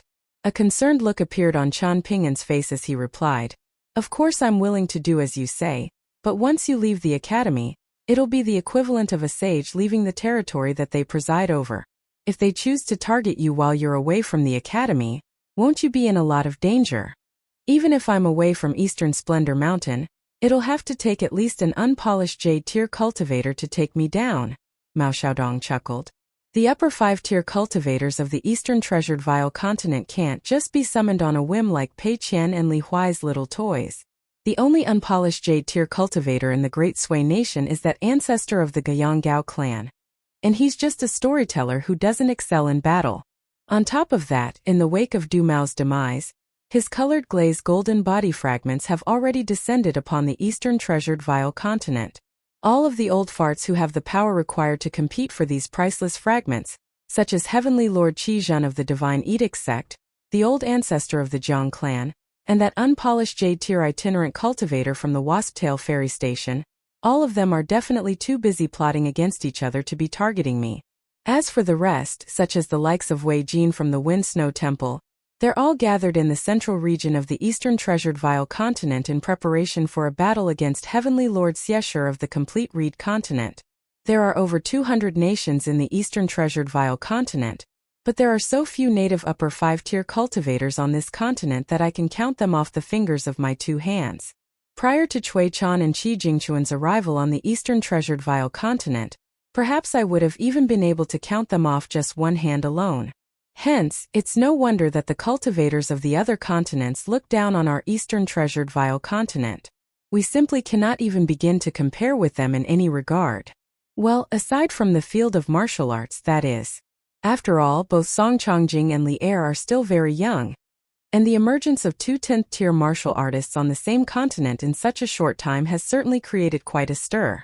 On the subject of Song Chongjing, Chen Ping'an told Mao Xiaodong about the reward for Song Chongjing's head offered by the Taoist Saber Room of Stalactite Mountain.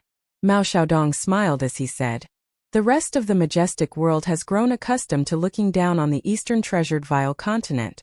If you're journeying across another continent and declare that you're from the Eastern Treasured Vial continent, you'll definitely find yourself often being looked down on by others." Following the founding of Mountain Cliff Academy, Qi Jingchuan dedicated himself to doing only a single thing for the first 2 to 3 decades of the Academy's existence. Do you know what that was? Chen Ping'an shook his head in response. Mao Xiaodong smiled as he said, "He painstakingly nurtured batches of bright, young scholars for the Great Li Empire, but all of them only saw Mountain Cliff Academy as a stepping stone, and they desperately wanted to go to the more renowned Lakeview Academy.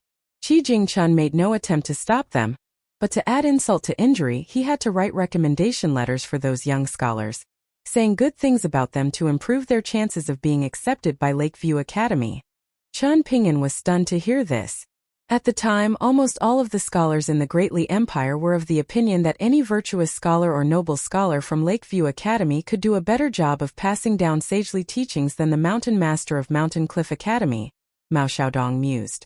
Both Chen Ping'an and Mao Xiaodong fell into a somber silence. Mao Xiaodong turned to look out the window with a self-deprecating expression, then continued. Hence, in the end, Qi Jingchun and I, and even our teacher, were unable to determine who could officially qualify as our direct disciples. Isn't that amusing? In contrast, all of the other major scholarly lineages had countless disciples arranged in strict hierarchies, while we could look on in resignation and dismay. Chen Ping'an didn't know what to say, so he removed his sword-nurturing gourd from his waist before taking a sip of wine. Meanwhile, Mao Xiaodong strode over the window, where day had already turned into night outside. He then turned around to discover that Chen Ping'an was hesitating about whether he should continue drinking. Prior to accompanying Mao Xiaodong to the Confucian temple in the capital to try his luck, Chen Ping'an made some arrangements to ensure that Li Baoping and the others would be safe during his absence. He instructed Pei Qian to move out of the guest room to stay in the courtyard that Xie was looking after, and she would be accompanied during her stay by Shi Rou, who Chen Ping'an had given his golden demon binding chain to. Lin Shui would always cultivate in the courtyard under Cui Dongshan's name in the mornings, and Du Mao was now also staying there. After a conversation with Chen Ping'an, Lin Shui decided to move into the courtyard. On top of that, Chen Ping'an instructed Zhu Lian and Yu Lu to look after Li Baoping and Li Huai in secret. One of them was a hunchbacked old man who would grin at every woman that he saw, while the other was an innocuous-looking young man with a perpetual smile on his face, and to the untrained eye, it was difficult to imagine that these two could be a pair of Vajra-body-tier pure martial artists. At night, Li Baoping and Pei Qian would stay in the main room in Cui Dongshan's courtyard, and Chen Ping'an was confident that Cui Dongshan wouldn't dare to raise any objections to this arrangement. Xie was staying in one of the side rooms, while Li Huai and Lin Shui occupied the other side room together. Shi Rou was a Yin entity, so she was assigned with nightly lookout duties. Zhu Lian didn't have to stay in the courtyard, so he stayed in the guest room vacated by Chen Ping'an instead. However, Yu Lu had to carry out nightly lookout duties together with Shi Rou. At the same time, there were also teachers in the academy that carried out nightly patrol duties. For example, one of those teachers was Dong Jing, the old golden courtier cultivator who was very fond of Lin Shui and excelled in lightning techniques. There was also a relatively unknown nascent tier earth immortal, who had also come from the Great Li Empire just like Mao Xiaodong. He was the old man with the Liang surname that served as the academy's gatekeeper, and he could fill in for Mao Xiaodong as mountain master when required. Prior to his departure, Chen Ping'an had called Li Baoping to his side and given her the two things that he had received from Li Baozhen, namely the Dragon Palace Jade Pendant and the Day and Night Wandering Deity True Body Talisman. Li Baoping was rather perplexed by this, and Chen Ping'an kept no secrets from her, revealing to her his run-in with Li Baozhen in the Azure Phoenix Nation. After giving her a brief recount of their conflict, he patted her on the head as he reassured, "I won't go actively seeking out your brother. In fact, I'll do my best to avoid him, but if he's still not content, or he feels like he's suffering great humiliation in the Lion Garden, and another conflict arises between us, then I won't hold back. Of course, that has nothing to do with you."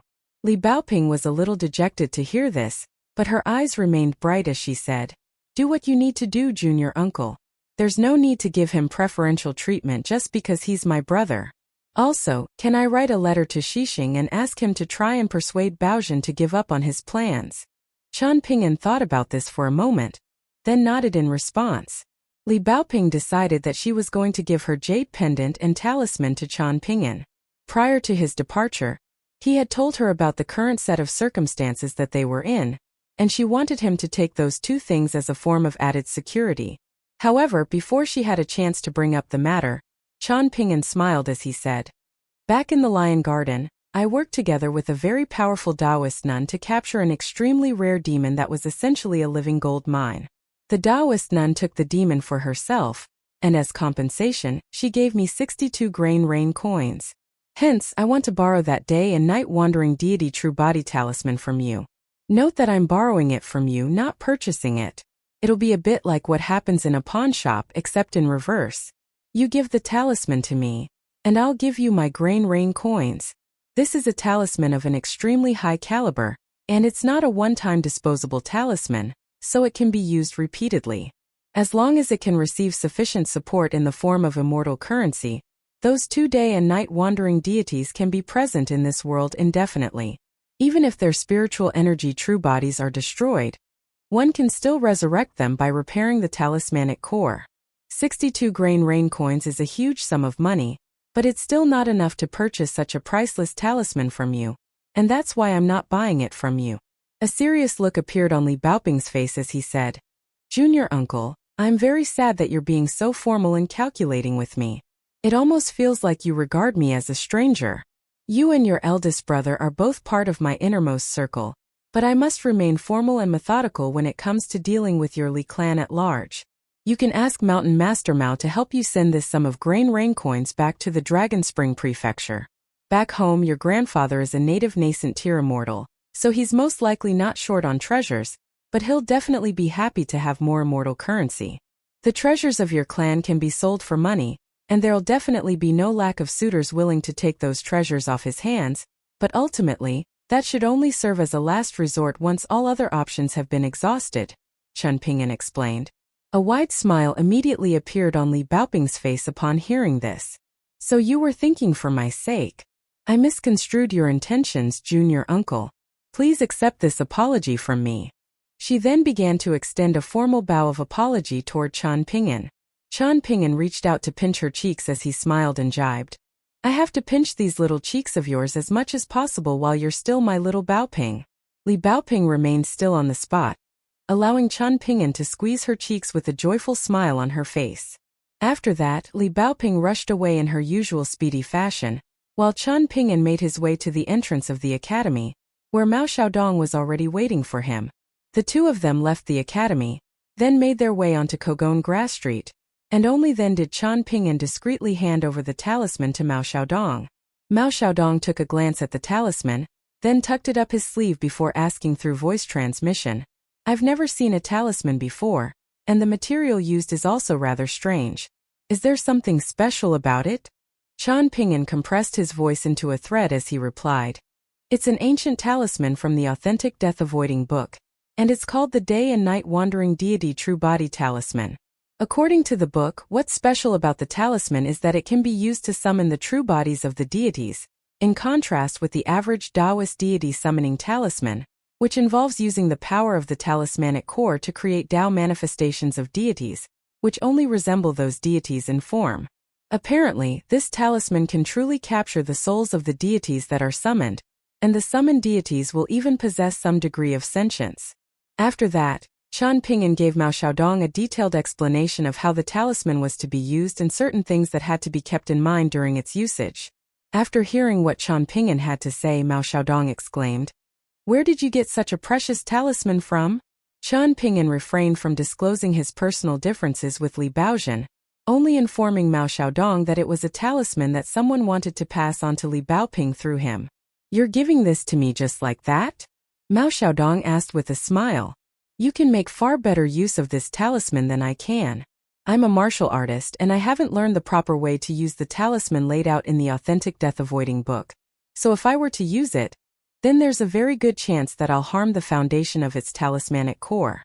Hence, it would be a massive waste for me to hold on to the talisman, Chen Ping'an replied. I see. He certainly wasn't kidding, Mao Xiaodong mused to himself in an inexplicable manner. Chen Ping'an was rather perplexed to hear this, and Mao Xiaodong offered no explanation. Cui Dongshan had once referred to Chen Ping'an as a walking charity, and it seemed was no exaggeration. As the two of them walked along Kogon Grass Street, Chen Ping'an asked, Mountain Master Mao, are you not concerned that little Baoping will get left too far behind in her studies from flunking so many of her lessons for me? Honestly, Li Baoping has the most correct attitude to learning out of anyone in our academy, Mao Xiaodong replied. When it come to learning resources, There are countless sagely scriptures from the 100 schools of thought in the Mountain Cliff Academy Scripture Library, but reading those scriptures is a very interesting endeavor in that if you do not do so with an earnest heart, then the words in the books will be reluctant to cooperate. Those words won't just naturally grow feet and move from the pages into the minds of the reader. However, when it comes to Li Baoping, not only do all of the principles in the books that she reads grow feet and move into her mind, some even take root in her heart. These teachings then grow wings and fly back into the world onto the body of the elderly woman that she helped across the street, onto the go-boards where she observes games in silence, onto the naughty children that she splits up during fights. These all seem like completely trivial matters, but in reality, it's remarkable that she's able to accomplish this at such a young age. Isn't this what our Confucian predecessors have always been pursuing?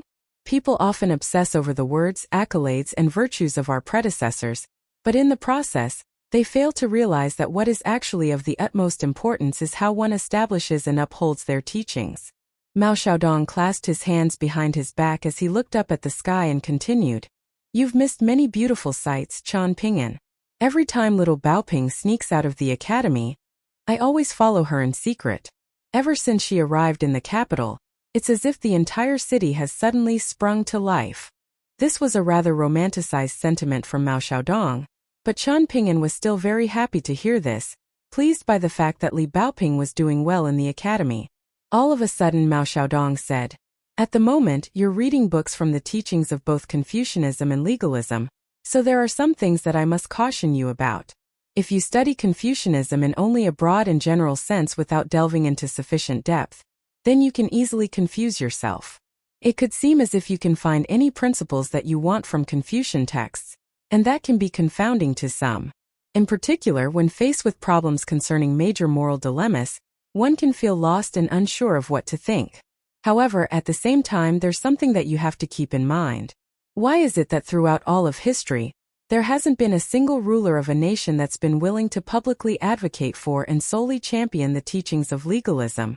Before Chan Ping'an had a chance to reply, Mao Xiaodong raised a hand to stop him before asking another question. "Do you know how sages assess the breadth and depth of a school of thought?" "I do not," Chan Ping'an replied with a smile as he reflexively removed his sword-nurturing gourd from his waist. Mao Xiaodong's lectures were always very good to drink to, and his words were often just as worthy of savoring as the wine. Mao Xiaodong casually pointed a few times at the throngs of people on the bustling streets, and he smiled as he said, "A basic example of the difference between Confucianism and legalism is that the former brings people together, while the latter puts distance between people." A contemplative look appeared on Chan Ping'an's face upon hearing this. "In any case, that's just my opinion on the matter, and it may not be correct," Mao Xiaodong continued. "If you think that my opinion is worth listening to, then mull it over as you sip on your wine, but if you think that what I'm saying is wrong or useless to you, then just ignore me. There are so many sagely teachings in the books that we hold dear, but very few people truly cherish and understand those teachings. In comparison, my half-arsed base of knowledge is really nothing to be impressed about." Chan Ping'an continued to sip on his wine in silence. Mao Xiaodong also fell silent, seemingly lost in his own thoughts. However, after a while, he still hadn't received a response from Chan Ping'an, and he turned to Chan Ping'an with a surprised expression as he asked, "At a time, shouldn't you be saying something like, 'Don't be so self-deprecating, Mountain Master Mao. You're a very knowledgeable and brilliant man.'" Chan Ping'an was rendered speechless upon hearing this, and he couldn't help but be stunned by the vast disparities in personalities between the disciples of the scholarly sage.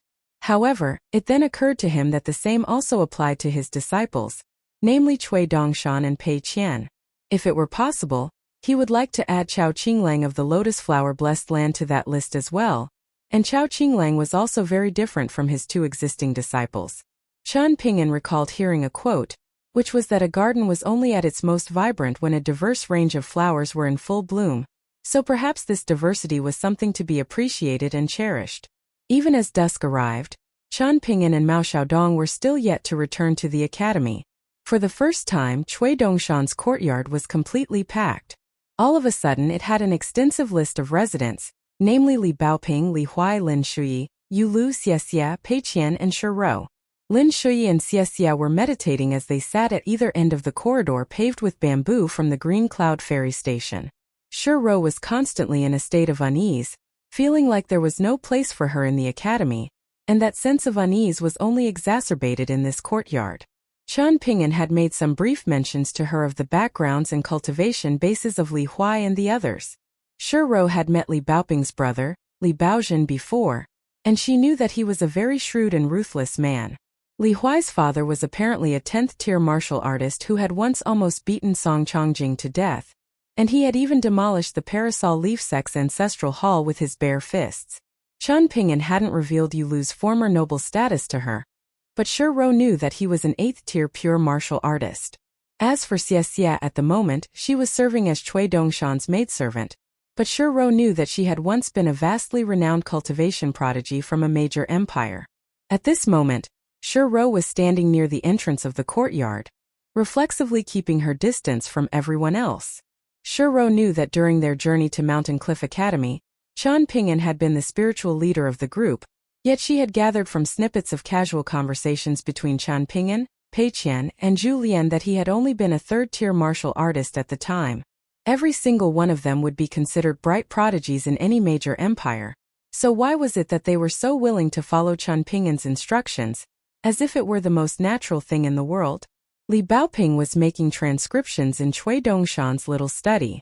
Pei Qian and Li Huai were sitting on the floor at the entrance of the main room, and they had brought out Cui Dongshan's cherished Go board to play a game of Connect 5, using the same set of rules with which Cui Dongshan had previously screwed Pei Qian over.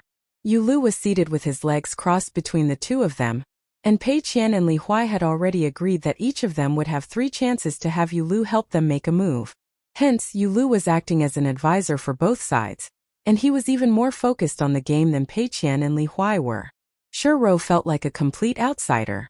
However, at the same time, she was the owner of an immortal body, and there was a good chance that she would eventually reach higher heights than everyone in this courtyard. Any major sect on the Eastern Treasured Vial continent would have gladly worshipped her as a living deity, yet here in this courtyard, everyone was very polite to her, but also very cold and aloof toward her, and she couldn't understand why they were treating her this way. Following the departure of Cui Dongshan, the entire Kai Manor heaved a collective sigh of relief, as if they had just bade farewell to a deity of calamity. The only ones who were feeling a little disappointed were the beautiful maidservants who had gotten the chance to serve him during his brief stay. After leaving the provincial city, Cui Dongshan didn't return straight to the capital city. Instead, he took up residence in a large Taoist temple on the outskirts of the capital. There was an elderly Taoist priest in the temple that held the revered title of Taoist master, and Cui Dongshan had come to visit this Taoist master with the intention of exchanging discourse on matters related to the teachings of Taoism. Wei Xian knew that this elderly Taoist priest had to have been a spy of the Great Li Empire that had been planted in the Great Sui nation. During a spate of boredom, Cui Dongshan had shown Wei Xian a list of names of spies from the Great Sui nation who were currently lurking in the Great Li Empire. Of course, there were only more that were still yet to be unearthed. Many of those names had been circled in red, and Cui Dongshan told Wei Xian that these were spies who specialized in selling intelligence. Essentially, they were double agents who would sell intelligence to both sides as long as the price was right, and according to Cui Dongshan, they were particularly fun to deal with. Hence, it came as no surprise to Wei Xian when the elderly Taoist priest was revealed to a spy of the Great Li Empire. But what did come as a surprise to him was that after a brief exchange of intelligence, the two of them really did sit down onto a pair of cushions and begin discussing the teachings of Taoism. Before long, Wei Xian was nodding off as he listened to their discussion. Wei Xian did sit down, but he did so on the ground instead of on the cushion. Cui Dongshan pulled a small, antiquated table from his minimization treasure, and the table was laden with the 4 treasures of the study. He unfurled a sheet of exquisite letter paper that was most likely reserved for imperial use and began writing on it. Mr. Cui, why is it that you've suddenly changed your mind and left the Kai Manor to return to the capital city, only to stop here? Wei Xian asked. This was a question that had been confounding Wei Xian this entire time. Cui Dongshan's gaze remained fixed on the sheet of letter paper, and instead of answering the question, he raised a seemingly completely unrelated one of his own. Do you think the heart is difficult to comprehend? Of course, Wei Xian replied with a nod. Cui Dongshan had once been a widely renowned master calligrapher on the Middle-earth Divine Continent, so it was a very pleasant experience for Wei Xian, just to see his handwriting from afar. Cui Dongshan continued to write out his letter, which contained a summary of all of the intelligence that he had gathered, and he continued, "The heart of man seems to be difficult to predict, but in reality, it's nowhere near as complicated as you think it is.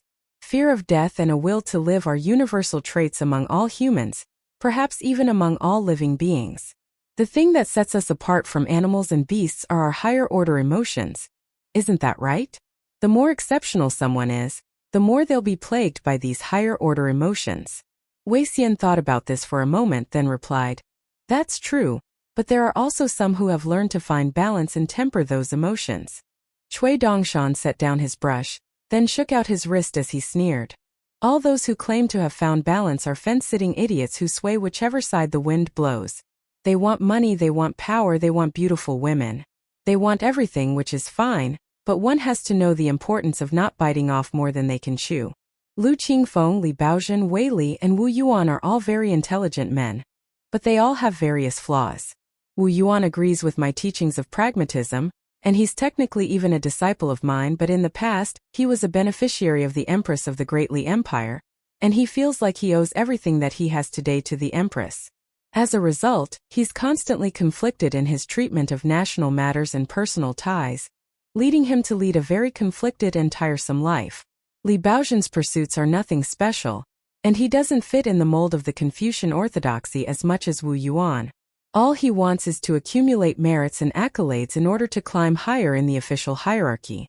However, it must be said that his ambitions outweigh his current capabilities.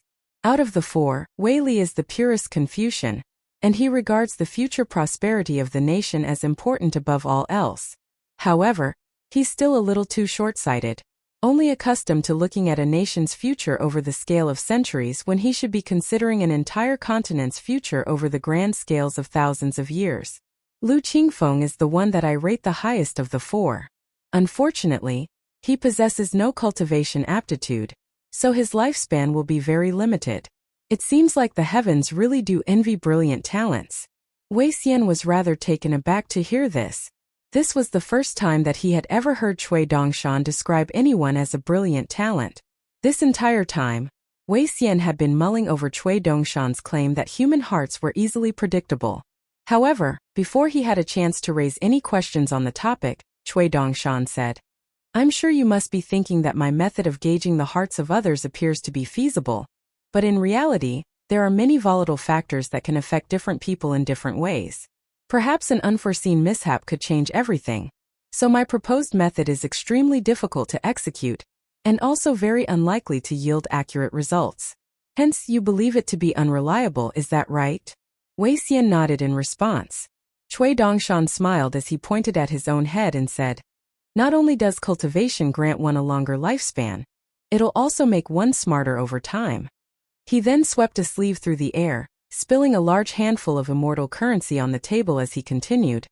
"There are several large categories that human hearts can fall into, and the calculation methods of foretellers can be used to establish 10 categories for everything to fall into.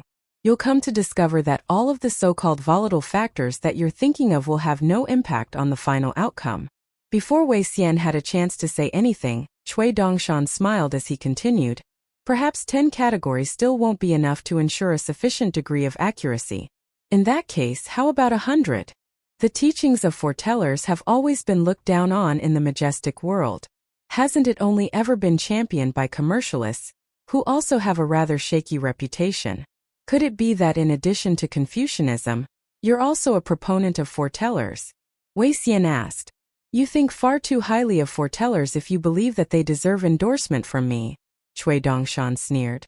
"I've explored even the finest details concerning the 3 immortal souls and 7 mortal forms.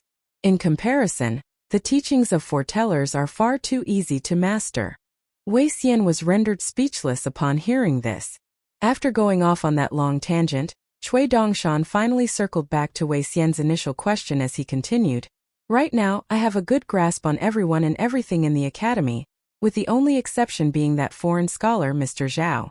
A puzzled look appeared on Wei Xian's face upon hearing this.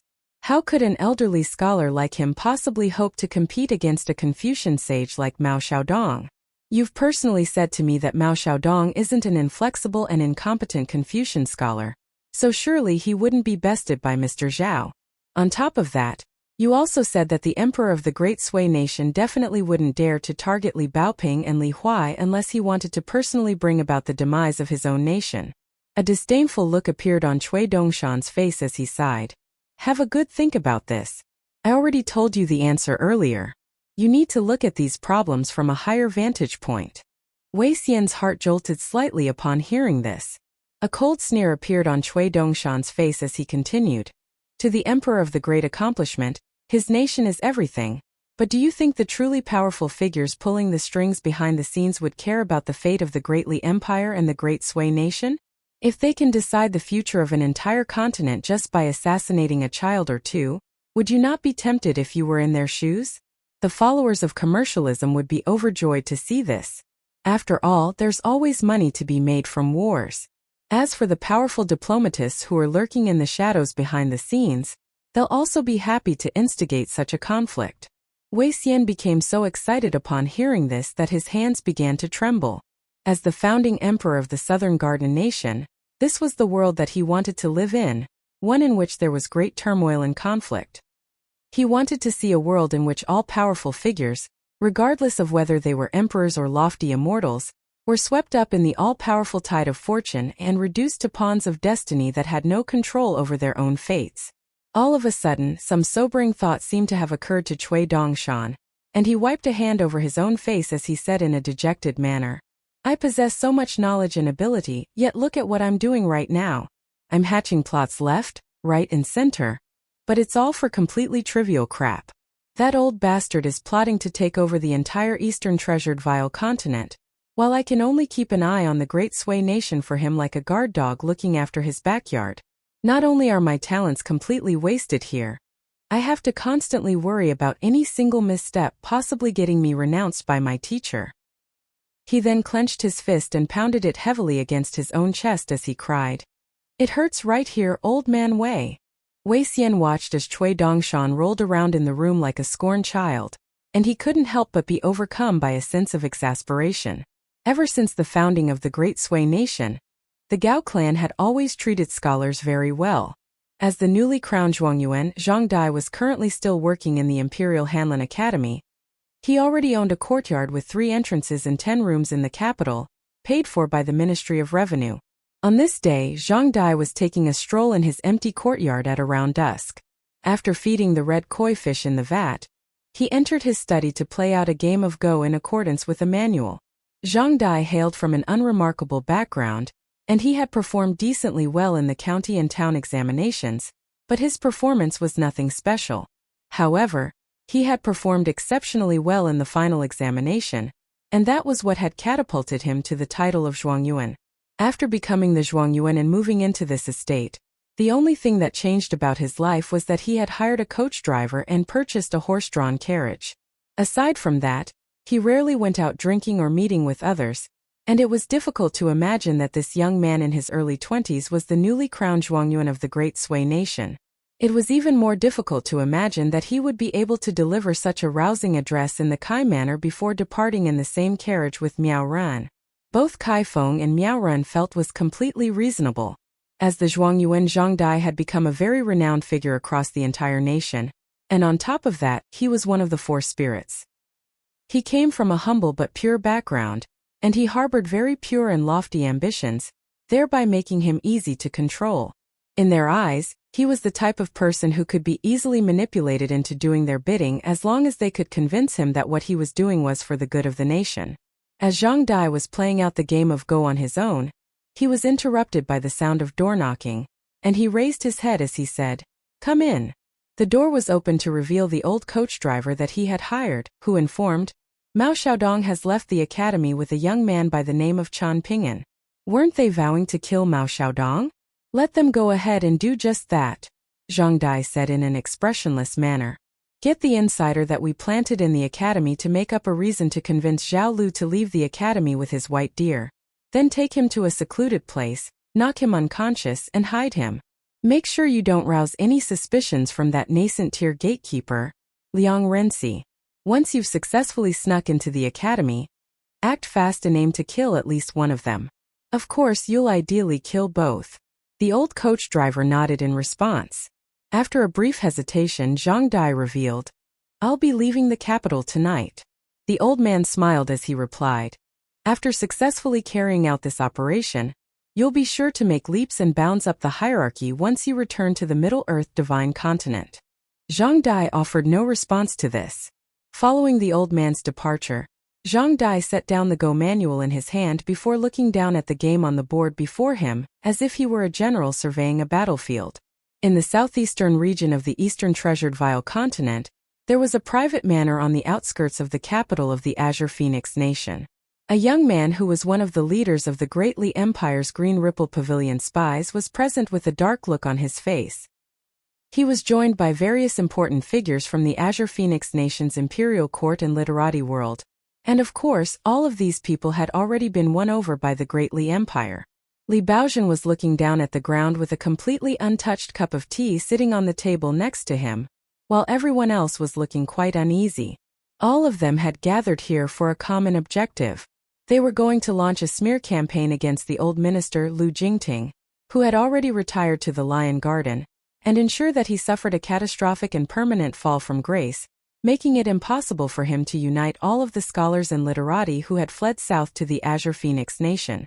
The Azure Phoenix Nation still needed a healthy and thriving literati world, but what it didn't need was a dominant force like Lu Jingting.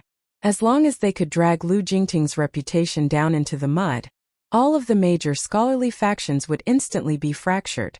This was something that the Great Li Empire wanted to see, and even the Emperor of the Azure Phoenix Nation would think of this as something that had both benefits and drawbacks. At the very least, he wouldn't have to be bothered by those clueless outsiders who somehow felt like they had a right to interfere with the politics of the Azure Phoenix Nation. Once all of those major clans became a fractured mess, the Emperor of the Azure Phoenix Nation would be able to split the spoils with the Great Li Empire and win over those major clans. However, the dozen or so people present had mustered up all of the power that they could gather to attack Lu Jingting, pulling up all of his past works, including poems and official letters, to search meticulously for anything that they could use against him. However, not only had they failed to achieve their objective, their actions had incited mass outrage in the literati world of the Azure Phoenix Nation. Some current serving officials of the imperial court and renowned Confucian scholars who were originally at odds with Lu Jingting were so disgusted by this that they had united to defend him, and all of the major clans who had fled south to the Azure Phoenix Nation were particularly enraged, holding mass protests and processions for Lu Jingting.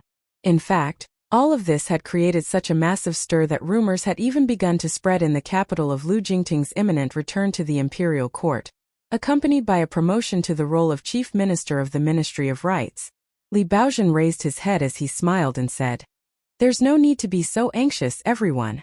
In the wake of our failure, I will be the first to suffer the consequences, and only after that will all of you be held responsible. Perhaps the imperial preceptor will give us another chance out of the kindness of his heart." On the surface, these seemed to be words of consolation, but everyone present felt a chill run down their spines upon hearing this. Of course, Li Baozhen was furious at these incompetent fools. Right at this moment, two figures appeared at the entrance of the hall, and one made their way inside, while the other remained outside. A resigned look appeared on Li Baozhen's face at the sight of the scholarly man who had entered the room. He had thought that he would be able to carry out this plot to perfection on his own, but the outcome had been far from ideal. Upon setting foot in the hall, the man said, "You're already halfway there, everyone. From here there are 3 more steps that you have to execute. The first step is to temporarily cease your smear campaign against Lu Jingting, and begin praising him instead.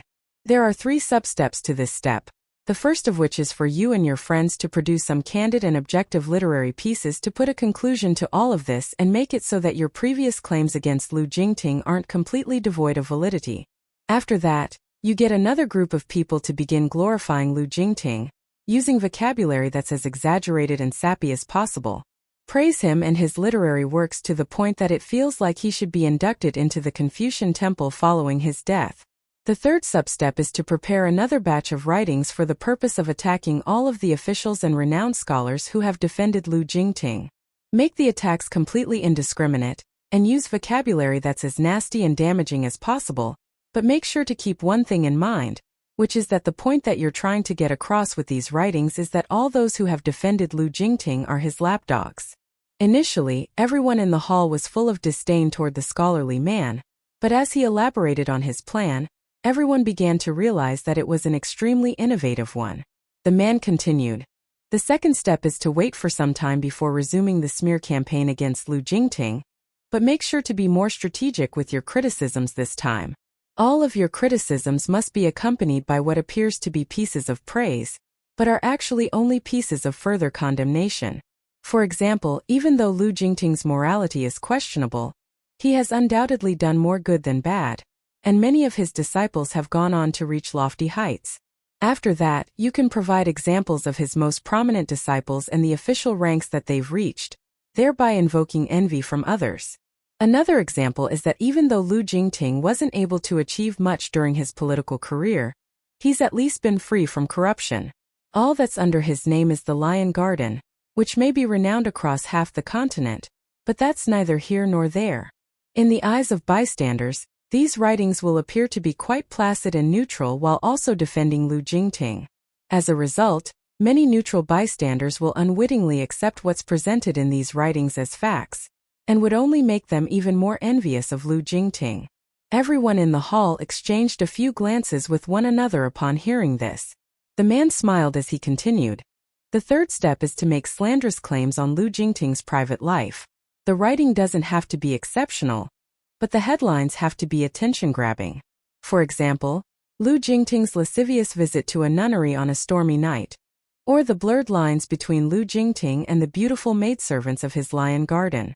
While you're at it, make some catchy limericks for everyone to spread, and adapt these slanderous tales into stories for storytellers and the general public to share. In the face of everyone's perplexed reactions, the man explained, "You may think that this will all be useless effort made in futility, but that's not the case. Impoverished scholars who are down on their luck love reading stories like these, and the general public loves to spread gossip, regardless of whether there's any truth in the tales that they've been told. Before long, the entire capital will have been made aware of Lu Jingting's supposedly dubious moral standards." In the end, the man pulled out a piece of paper, then strode over to Li Baozhen before handing it to him as he explained, "I'm assuming none of you are familiar with trivial things like avenues for printing erotic novels and the price that you should expect to be charged per copy printed, as well as how much money should be given to storytellers to tell these stories. I've written all of that down on this piece of paper so that you can avoid being fleeced.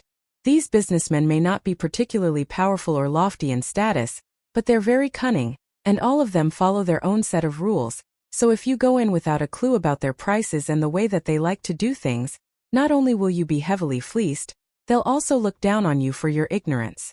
With that, the man took his leave and turned to depart, but upon reaching the entrance of the hall, he suddenly turned back around with a smile as he said, "It's only thanks to the hard work that all of you have put in that I've been given the opportunity to show off these insignificant skills of mine.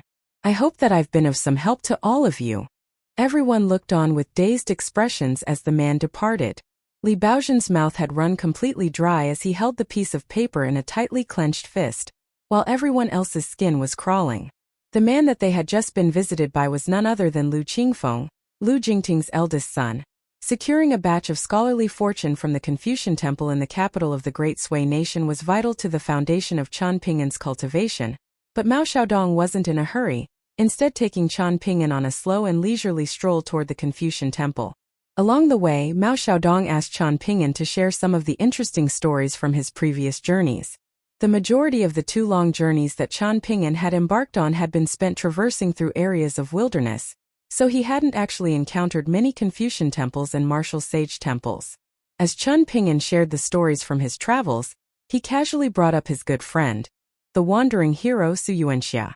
Despite his rugged appearance, he had a talent for the arts, and after leaving the military to travel the world, he had made records of all of the scenic locations that he had passed through, as well as illustrations of the ancient wooden buildings from various nations. Mao Xiaodong was quite impressed and told Chen Ping'an that Su Yuanxia could come to his academy to serve as an unofficial teacher in the future. He could tell the students about the majestic scenery that he had witnessed and the diverse cultures that he had experienced, and the academy could even run an exhibit for his handmade illustrations. At this point, Su Yuanxia had already returned to his hometown, but Chen Ping'an promised Mao Xiaodong that he would send a letter to Su Yuanxia, inviting him to make a journey to Mountain Cliff Academy. The largest and most prestigious Confucian temple in the capital was situated in the northwest, so the two of them had to traverse through close to half of the entire capital city from Eastern Splendor Mountain to get there. Along the way, Mao Xiaodong treated Chen Ping'an to some lunch in a small restaurant deep within a crude alley. Despite its less than ideal location, the restaurant was not short on customers, and it was particularly renowned for its home-brewed rice wine. According to Mao Xiaodong, not only did the restaurant's owner personally pick out the finest glutinous rice for each batch of wine that he brewed, he would also travel out of the city with his son to the Pine Wind Spring 30 kilometers away to collect water. The two of them would take turns carrying the water, and they would set off at the crack of dawn before returning late at night. It was the combination of the meticulously selected glutinous rice and the arduously acquired water that gave rise to this exceptional rice wine that had avid drinkers from all over the capital flocking to this tiny restaurant.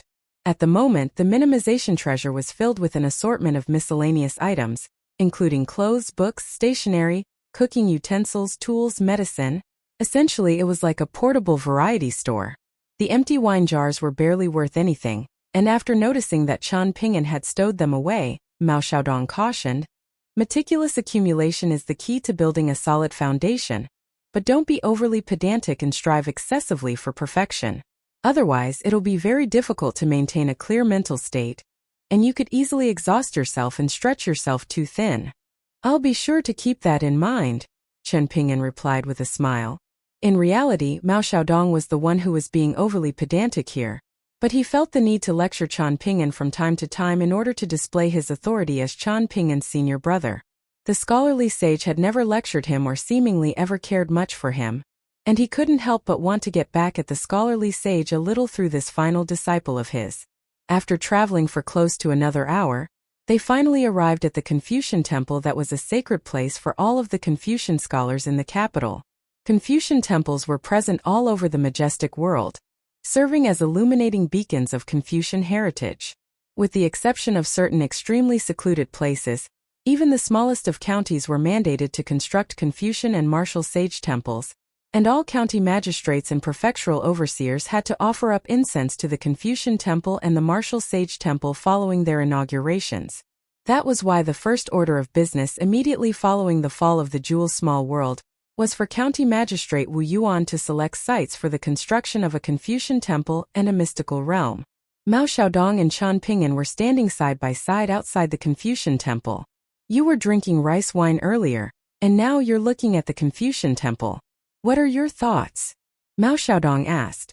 "The fact that such fine glutinous rice is being used to brew wine, and so many people are willing to purchase the wine, tells me that the residents of the capital are not wanting for necessities and have quite a bit of disposable income. As for this Confucian temple, I have no thoughts on it as of yet," Chen Ping'an replied. Mao Xiaodong nodded in response, then said, "It's completely silent in the temple, which means that the beings residing in those clumps of dirt inside the temple do not think highly of your scholarly fortune." A mocking sneer appeared on his face as he continued, "They must have become so addled by incense fumes over the past few centuries that they've gone blind. If a traveling scholar who bears immense scholarly fortune visits a Confucian temple with a sincere and pious heart, then the deities inside the temple will detect their presence and secretly grant them some scholarly fortune as a gift. This scholarly fortune will enhance their scholastic talents, thereby giving rise to the phenomenon in which scholars claim that they feel as if they're being assisted in their writings by certain profound, unseen entities. However, the deities of the Confucian temples can only do so much. Ultimately, the majority of a scholar's scholastic acumen comes from themselves. The deities willing to do something are mostly native scholarly officials who went on to become deities. In contrast, the 72 saints worshipped in the Confucian temples alongside the paramount sage are nothing more than clay statues. Of course, there are no absolutes in life, and there are always exceptions to every rule. It's often the case that there will be a sage residing in the Confucian temples of the majestic world's 9 major empires. Right now, everyone in the southern region of the eastern treasured vile continent is saying that the Great Li Empire is the continent's 10th major empire, Qian Ping'an remarked. Mao Xiaodong smiled as he replied, "That discussion can wait until after all of the Great Li Empire's new 5 mountains have emerged. At the moment, it's still too early to be talking about that." He then began to make his way toward the Confucian temple as he said, "Let's go inside and pay a visit to the sages of the Great Sui nation's Confucian temple." The two of them entered the temple, and its interior was enormous. There were many scholars and worshippers already inside the temple, but it didn't feel packed at all. However, upon arriving in the main hall of the Confucian temple with Mao Xiaodong, Qian Ping'an discovered that it was completely empty. It seemed that the Confucian temple had received advance notice to vacate the main hall in anticipation for their visit. Inside the peaceful courtyard was a massive ancient tree. An elderly Confucian scholar wearing a tall hat with a long sword strapped to his waist emerged from a clay deity statue in the rear hall, presenting himself in the form of his godly body as he made his way into the courtyard. This was a vastly renowned scholarly official in the Great Sui nation's history books, and he exchanged a salute and a bow with Mao Xiaodong. Prior to entering this courtyard, Mao Xiaodong had already told Qian Ping'an about the few living deities in the Confucian temple in the capital, making mentions of their significant life events, scholarly lineages, and the notable achievements they had made during their respective eras. This deity was one of the founding fathers of the Great Sui nation, a Confucian general by the name of Yuan Gaofeng with a long list of significant accolades on the battlefield. He had turned his back on his career as a scholar to step onto the battlefield and found the Great Sui nation with the first ever emperor of the Guiyang clan. After that, he had served as the chief minister of the Ministry of Personnel, where he had a long and illustrious political career. In the wake of his passing, he left behind a glowing legacy, and even to this day, the Yuan clan was still one of the most prominent clans of the Great Sui nation, regularly producing brilliant talents in many fields. At the peak of his political career, the current leader of the Yuan clan had once served as the chief minister of the Ministry of Justice, and he had since retired for health reasons. Among his descendants, there were many who had racked up fine accolades for themselves in the imperial court, on the battlefield, and in schools. Yuan Gaofeng was also the first ever official in the history of the Great Sui nation to have been personally granted the posthumous title of civil justice by the emperor. "What brings you here today, Mountain Master Mao?" Yuan Gaofeng asked. "Why ask a question you already know the answer to?" Mao Xiaodong countered. Yuan Gaofeng's expression remained unchanged as he insisted, "Please state the purpose of your visit, Mountain Master Mao." "I'm going to withdraw a batch of scholarly fortune from your Confucian temple, then also borrow an additional batch on top of that," Mao Xiaodong replied. "Out of the ceremonial artifacts of your Confucian Academy, I'll be temporarily taking the zhu, the bianqing, a fu, a gui, and 2 candlesticks. Those are all artifacts that our Mountain Cliff Academy is deserving of in the first place. On top of that, I also want that blue and white porcelain vase that was transferred over from that regional Confucian Academy. That is something that I'll be borrowing from your Confucian temple, and I'll return the vase itself along with the scholarly fortune within it in their original condition." "Sounds like a robbery to me," Yuan Gaofeng scoffed. As expected of a Confucian general, Yuan Gaofeng wasn't mincing his words at all. "If I could secure those things in a robbery, then I wouldn't be wasting my time talking to you," Mao Xiaodong replied with a smile. "You're certainly being direct and straightforward," Yuan Gaofeng sneered. "If I didn't know better, I would be misled into thinking that you had already reached the unpolished jade tier. However, even if that were the case, it still wouldn't be enough. You'll only be able to achieve your objective by force, if you can move the entirety of Eastern Splendor Mountain to this Confucian temple. Not only are you limited by your cultivation base, moving the scholarly fortune of Eastern Splendor Mountain will be another difficult task. It seems like things may not go so smoothly for you today, Mountain Master Mao. How could I possibly move Eastern Splendor Mountain here?" Mao Xiaodong asked with a smile. "The mountain is larger than the temple. Am I supposed to have the mountain crash down and cover the entire temple? If I were to do that, then the temple would be completely demolished, would it not? Quit trying to barter with me like a commercialist. You may have no sense of shame, but I do." You're well aware of what our Confucian temple can tolerate, so do not overstep your boundaries. Yuan Gaofeng snapped in a stern manner. Mao Xiaodong remained completely unfazed, but Chen Ping'an could sense a burst of tremendous righteous energy in the air. The righteous energy was manifesting itself in the form of bands of rainbow light that were on the verge of taking on a substantial form. The true qi circulation in Chen Ping'an's body instantly stagnated, while the water palace that harbored his bonded water seal involuntarily shut itself off, and all of the water fortune green-robed children inside were trembling in fear. Mao Xiaodong made no effort to stop Yuan Gaofeng's intentional display of intimidation, merely allowing Chen Ping'an to bear the weight of this batch of tremendous scholarly fortune on his own. Mao Xiaodong pointed at the rear hall as he proposed, "Let's continue our conversation in there." Yuan Gaofeng hesitated momentarily, then nodded in response.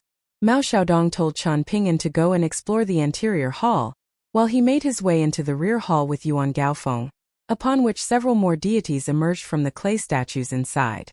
Left on his own, Chen Ping'an began to stroll through the anterior hall. This was the first time that he had entered the main hall of a national capital's Confucian temple. Back on the Parasol Leaf continent, he hadn't gone to the Great Quan Empire's Mirage City with the Yao clan. Otherwise, he would have most likely visited the Confucian temple there. After that, he had spent some time in the capital city of the Azure Phoenix Nation, but the debate between Buddhism and Taoism was all the rage there at the time, so he didn't get a chance to visit the Confucian temple there, either. As for the capital city of the Southern Garden Nation, there was no Confucian temple there in which the 72 saints were worshipped. No matter how far he traveled and how meticulous he was with his exploration, it was simply impossible to see everything that certain places had to offer. Time passed by slowly, and Chen Ping'an continued to stroll quietly through the anterior hall as dusk approached. At this point, he had already seen all of the deity statues in the anterior hall twice.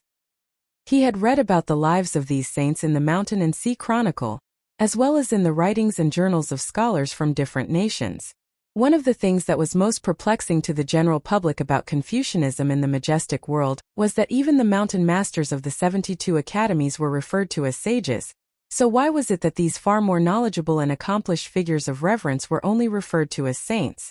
As Mao Xiaodong returned from the rear hall, Chen Ping'an noticed that he did not look very happy. They were still in the Confucian temple, so Chen Ping'an didn't ask any questions, but as soon as the two of them emerged from the temple, Mao Xiaodong immediately complained, "Talking to those stingy old farts is downright impossible." Chen Ping'an nodded in response. Mao Xiaodong took a glance up at the sky, then continued, "Let's have some dinner, then go and try our luck in the other places in the city where scholarly fortune is gathered. Let's speed things up a bit and aim to return to the academy before daybreak tomorrow morning. As for the deities at the Confucian temple, we can't just allow them to be so stingy. From now on, we'll be making a visit to the temple every single day." After crossing a pair of wide streets, the two of them made their way into a nearby restaurant, and while waiting for their food to be brought to them, Mao Xiaodong said to Chen Ping'an through voice transmission, "The atmosphere in the Confucian temple was a little off today.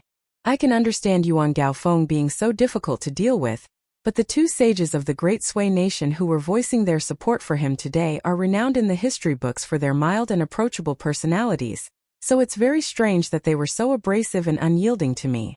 Chen Ping'an poured out 2 bowls of rice wine from his sword-nurturing gourd, then asked, "Could it be that Yuan Gaofeng was doing this to give us a subtle warning? The deities in the Confucian temple must be aware of the unrest that's currently brewing in the Great Sui nation.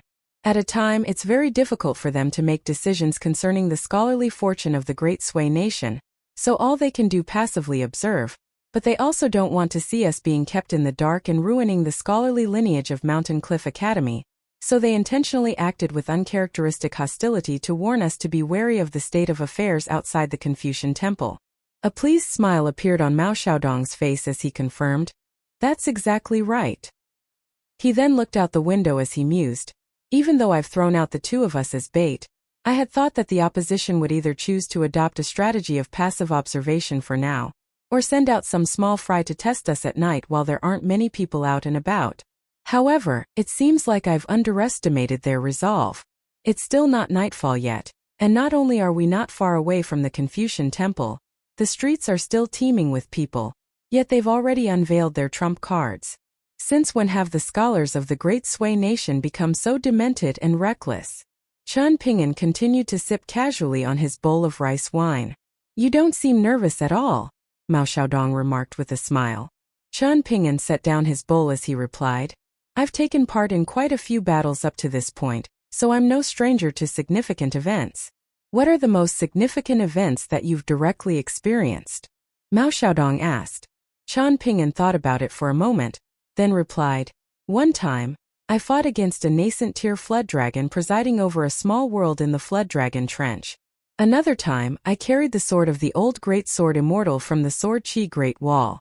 There was also one occasion where I received a blow from an ascension tier cultivator's bonded sword devouring Arkansas. Mao Xiaodong burst into laughter upon hearing this. Chen Ping'an fought back the urge to grin as he added, Most significantly of all, I've shared a drink with Mountain Master Mao at the same table before. Mao Xiaodong hurriedly raised his bowl and proposed a toast upon hearing this. I'll drink to that. After finishing the wine in his bowl, Chen Ping'an suddenly asked, Is it possible to determine roughly how many people have been sent after us and their approximate cultivation bases? Mao Xiaodong nodded in response. It may appear on the surface that I've been doing nothing but running around aimlessly with little Baoping these past few years, but those outings have not been without purpose. I've been striving to accomplish one thing this entire time. As for exactly what it is, I won't divulge that information for now, but all you need to know is that I can clearly detect all Qi refiners below the upper 5 tiers and pure martial artists below the 9th tier within a radius of 10,000 feet. Right now there are 5 assassins coming after us, consisting of a Golden Core tier swordsman, a Dragon Gate tier militarian cultivator, a Dragon Gate tier formation cultivator, a Far Roaming tier martial artist, and a Vajra body tier martial artist. I'm afraid I may not be able to help out much, Chen Ping'an said in a resigned manner. Mao Xiaodong smiled as he rose to his feet, then pulled the day and night wandering deity true body talisman out of his sleeve before handing it back to Chen Ping'an as he chuckled through voice transmission. You can have this back. As your senior brother, it wouldn't be right for me to take things from you. A hesitant look appeared on Chen Ping'an's face. Mao Xiaodong smiled as he asked, Are you worried that I'm taking the enemy too lightly? Have you forgotten what I told you earlier? I can deal with them just fine as long as there aren't any unpolished jade tier cultivators among them. What if there is? Chen Ping'an asked with slightly furrowed brows. Then that would certainly put me at ease. Mao Xiaodong replied with a smile. Even if an unpolished jade tier cultivator appears, they won't be able to kill me here. And it would tell me that there are no unpolished jade tier cultivators currently targeting the academy. Chen Ping'an offered no response as he poured out another bowl of wine. What are you doing? Mao Xiaodong asked with a curious expression. I'm drinking a bowl of wine as punishment in advance in case I speak our worst fears into existence, Chen Ping'an replied. You're just begging for an unpolished jade tier cultivator to show up, aren't you? Mao Xiaodong chuckled, and Chen Ping'an gave a faint smile in response.